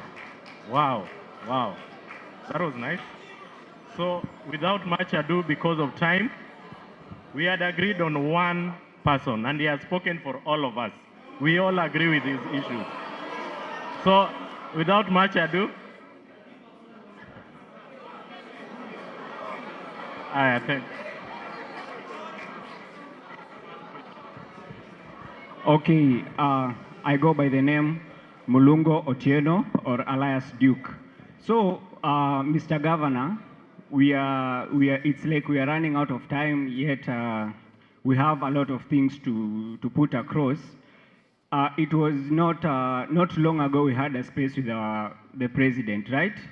So as in forums like this, we'd also ask that if you get time, we host you or you host us on your space, on the X. We air our views. And then, as I wind up, or you said it's one question, I want to ask you, Mr. Governor, you know we are used to tumetenga, tumeelewana, tumefanya hivi, tumefanya hivi. You have told us about the 50,000 stipend for students that are are signed up to the university, let's say with the KUCCPS, when is it going to be established? You give us a time frame so that when you host us on that SpaceX, we ask you, has it been established? And then I am also speaking for the students who are admitted to the TVETs. Why are you leaving them out? Don't only focus on the university students. We have students that are admitted to the polytechnics. We have the vocational training institutes. So you should also factor them in. So with that, I'd like to rest my case. Thank you so much. Thank you so much. Because of time, ladies and gentlemen, comrades, allow me to invite Chairman Tumsa to take over. Sir, Comrades power. Comrades Zaga Zaga. Comrades Zaga Zaga. So my role here is just to appreciate and to grant vote of thanks. But before I appreciate, Governor, there are some few things I've been asked by the moderator to put across. The first one, that 3 students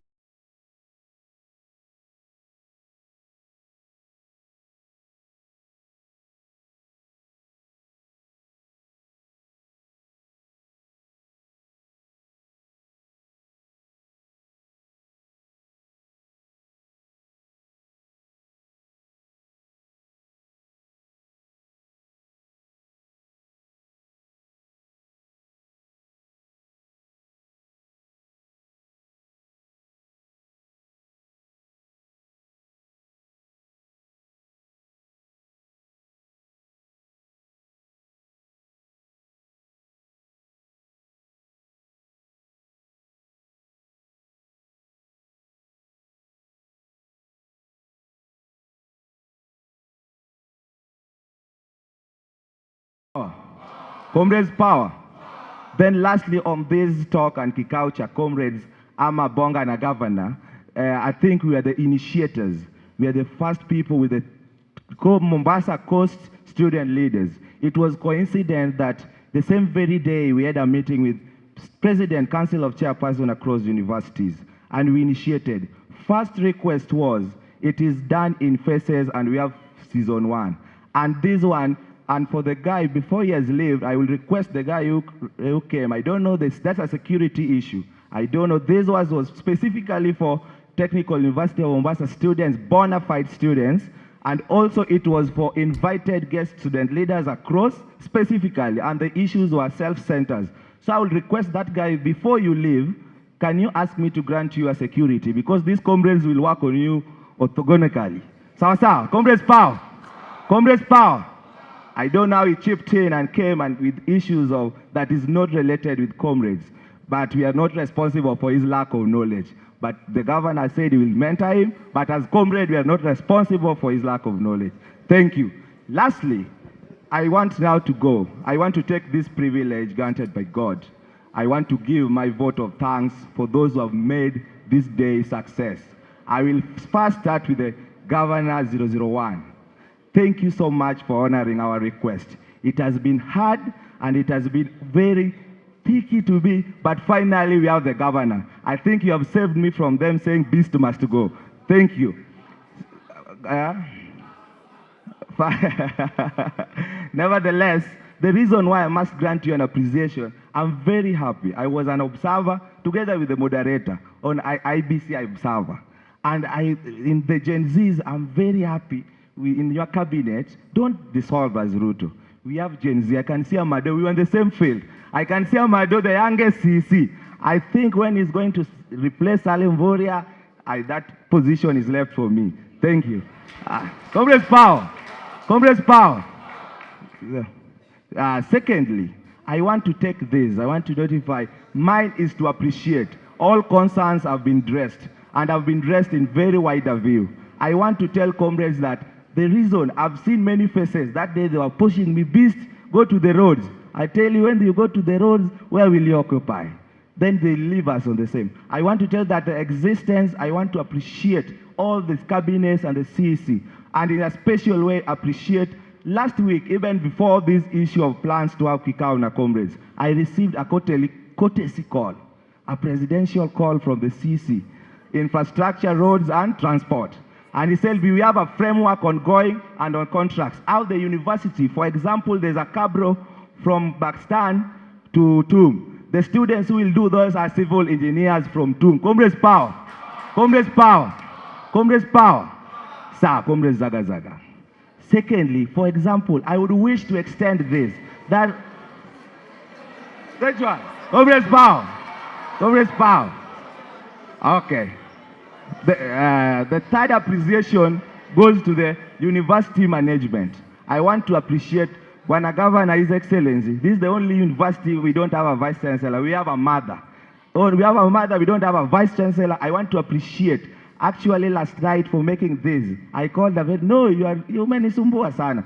But we made sure the seats were all. The hall is free because it's not a working day. I want to give my sincere appreciation to the vice chancellor, the only vice chancellor at the C level, and I'm also the president at the C level. Thank you. The fourth appreciation goes to Comrades Power. The fourth appreciation goes to our DVC, the DVC ARE, Academics, Research and Extension. He has also helped us so much and stood with us to make this colorful event and this session to be successful. I want to extend my appreciation to my fellow student leaders. As you have seen, we have the best, the most sober student cabinet. As the only president here, you can see the questions are very sober and it's different from these others.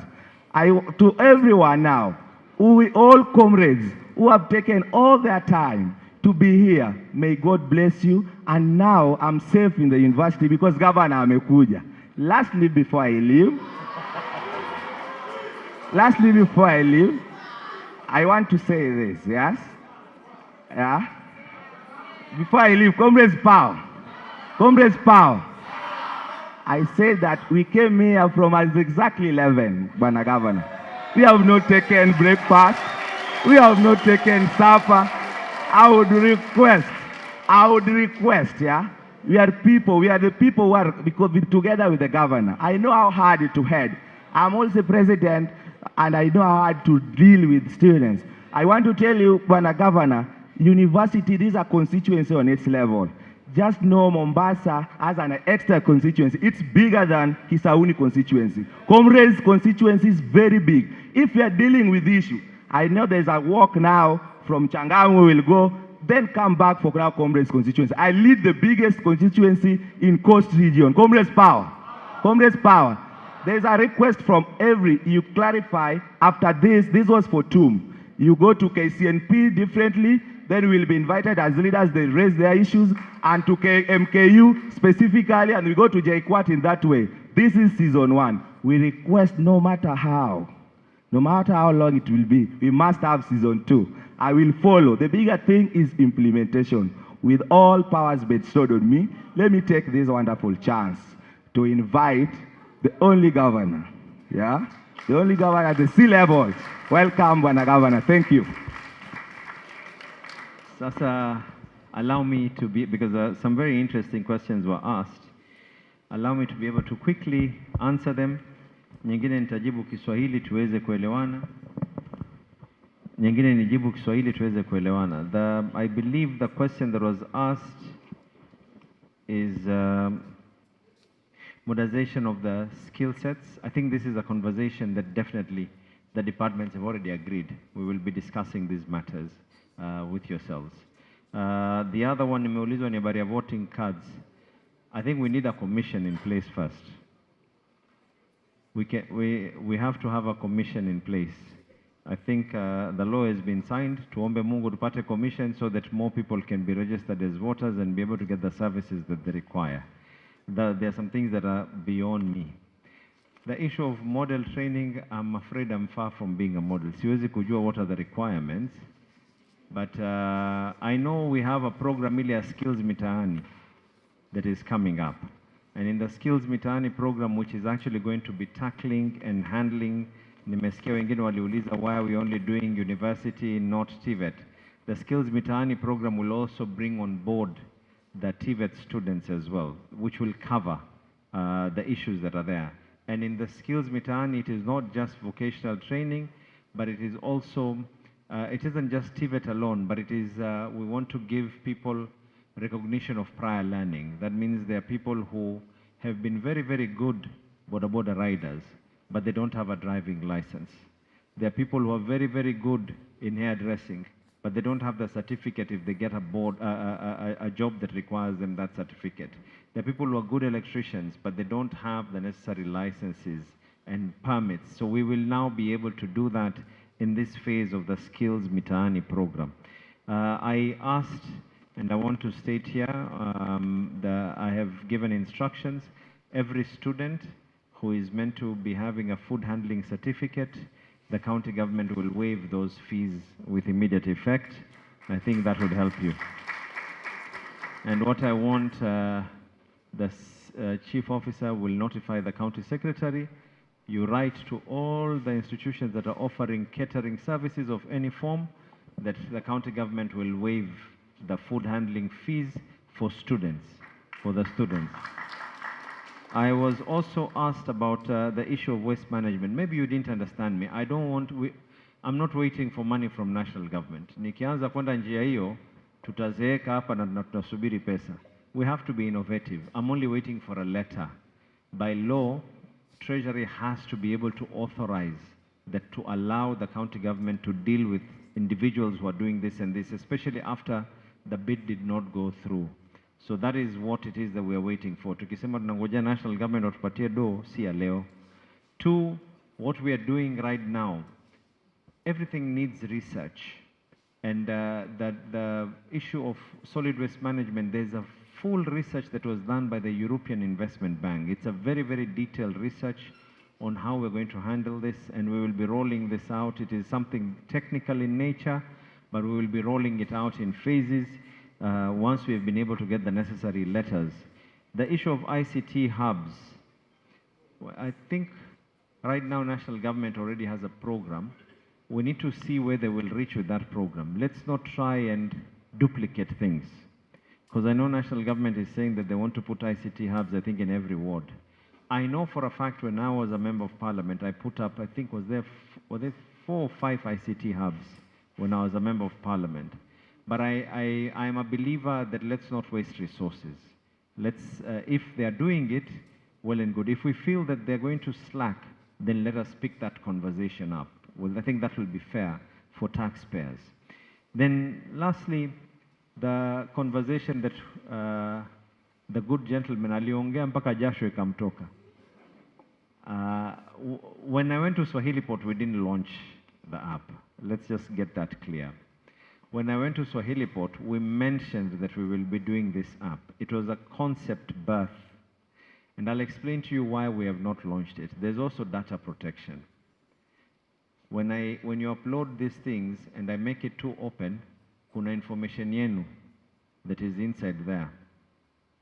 Maybe what you need to now realize what I have done. We have written to the data protection. We have been certified as the county government that we are actually certified that we can be able to handle data. So by law, we are now within. We are going to set a date to launch this. What I want to do is I've asked the Department of Finance to start again. The word that I want to use is let's think as if there's no box. What we want to do, we've not loaded. We've not even loaded any people who want jobs. Because the first one I would have done is the County Public Service Board. But because the app has not been launched, but we will be doing, and I'm glad that you actually know that that app exists. It's the Fursa app. But amongst the ideas that I have is we need to come up with a formula so that it is also not misused. For people who employ our young people, companies that employ our young people will have a possibility of reducing their cost of street board advertising, reducing their SBPs and so forth, so that instead of you paying us, pay the young person as a job.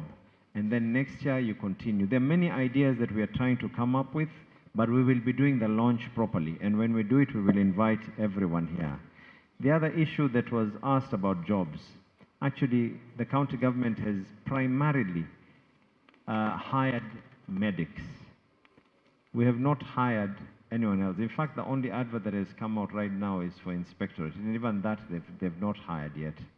They're still in the process because you imagine you want 200 slots and you get 10,000 applications or even more. But I've heard you on the Mombasa Yangu program. The Mombasa Yangu program is a marvelous. There's nothing more important than giving people hope. The Mombasa Yangu program, one thing that I've given instructions is that every part of Mombasa needs to have representation. That means in every one of the 30 wards, they need to have an equal amount of people picked. You have raised to me that there's the issue to do with how people are getting it, but also you have to remember, we increased it to 3,000. Those who applied Mombasa Yangu, if I'm not mistaken, were almost 50,000? There were 50,000. So you can imagine it is very, very difficult. But it does not mean that others did not get. Maybe in future what we might want to do, and it might be the best, maybe. Tukifanya hii program tena, let's do an open ballot. Watu wakuje kwa uwanja kama hii, tushike, tuchukue, jina ya nani ilitoka, huyo ndo alipata nafasi. We might be forced to do that eventually. Because it is impossible. As the governor, I came up with this idea of Mombasa Yangu, not that I needed employees. No. But I need to remove people off the... By the way, watu waliona mini cheese inafanya hii program. So hii national government is emulating. And when I did this program, every time we do it, rate of crime reduces. So it's a beautiful program. Tusiweke doa kwa sababu ya hii moja mambili. The other issue that was asked was about water. Who has been fired? The challenge we have with water is only one. We don't have water. Hear me out. We are surrounded by water, but we don't have water that we can be able to consume. Our source of water comes from Kilifi County. Our source of water comes from Kwale County. Wenzetu lazima washibe maji before it comes to us. Out of a demand that we currently have of 200,000 cubic meters, we're only getting 40,000. Now, the challenge that is there is how do you give that 40,000? And even that 40,000 coming to Mombasa, sometimes we have another challenge. This is why I feel very agitated and frustrated dealing with national government entities. Sometimes pipe ya coast water, which is not in my domain. Pipe ya coast water ikitoboka, maji haiingii Mombasa. So now that becomes another problem. Now, again, I told you the idea is we need to start thinking like there's no box. Eventually, there is the Mwache Dam that is being built. Like in your story, si leo, and people need water today. So we've put up an advert, hoping that we get a partner to come up and put up a desalination plant in Mombasa. We've not received positive responses, and I'll explain to you. It's very easy kusema weka desalination, but those people need to look at return on investment. Should we sell water at such a price that it is going to be unattainable, yani watu watakuwa hawawezi hata afford kununua ile lita ya maji. So the challenge we have is Mombasa has no water source. We have no river. We have to depend on water from Baricho. We have to depend on water from Kwale. Maji inaingia kutoka sehemu za Tiwi inakuja. We have to depend on water from sehemu za Voi, and every single person. Then if anything happens to the line along the way, it is a cost water, and cost water, which is a constitutional argument for another day, but even that needs to now be devolved. Cost water needs to be devolved to counties so that we can be able to take responsibility of the things that we are doing. So I hope that has cleared the air on the issue of water. The other issue that you asked about the trucks, actually very soon there's going to be an advert. I'm selling all those old trucks. They're dead assets. What we are doing in this budget for this year, we're coming up with proper compactors. The trucks that were there served their purpose, served their time, but now we're coming up with compactors, and we're coming up with other ways. You asked me a question, and I love this. And I think it is going to be the last one that I'm going to, what is going to be my legacy? There's no richer legacy than people. Look at the investment that I have done in all of you. There's no richer legacy that I will leave behind than a people that have been empowered.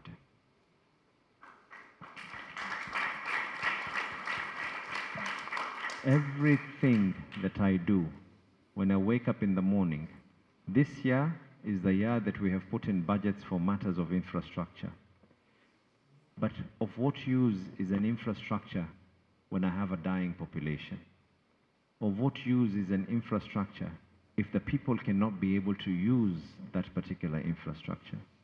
And that is the reason why we invested so heavily on our health for the poor. That is why we invested so heavily in our education. By the way, something else that we are going to do, and we've put it in this budget. I know sometimes I get accused that I'm investing too much in people, but I would rather get accused that I'm investing too much in people and leave a people that are going to be happy. Leave a people that are going to be empowered. Right now, Mombasa might be the only county where we are coming up with a way, our ECDs in Mombasa, the children will be going for our 100% free to school. 100% free.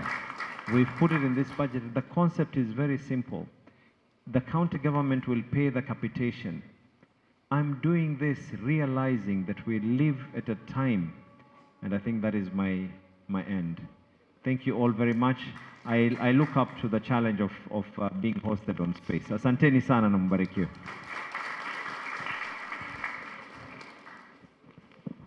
Your Excellency, I beg for your indulgence for just a minute to receive these things on behalf.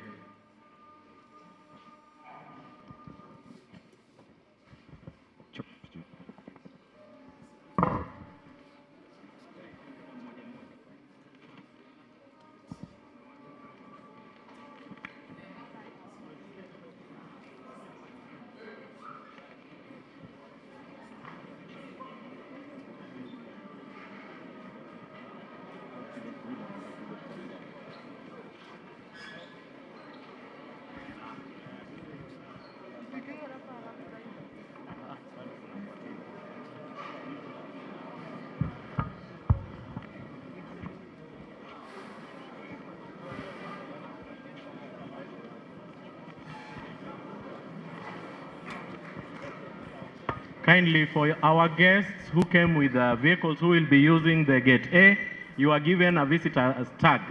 Ensure that you surrender it at the gate, please. And as we wind up, we will close with the national anthem, please.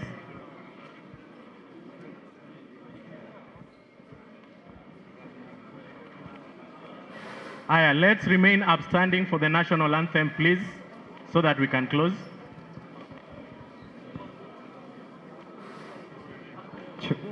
DJ, national anthem.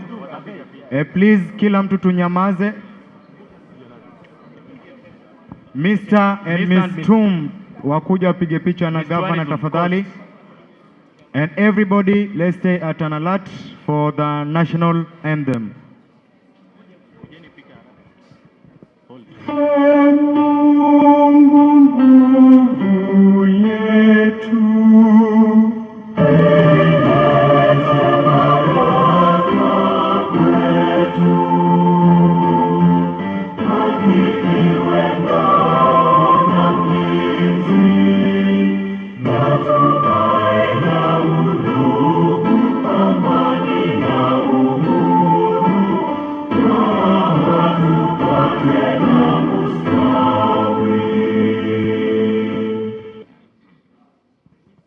Thank you. Thank you so much. Miss Tum, please.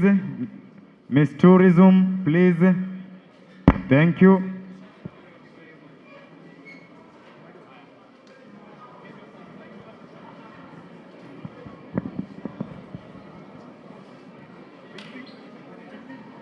MC for the first, VC, Vice Chancellor.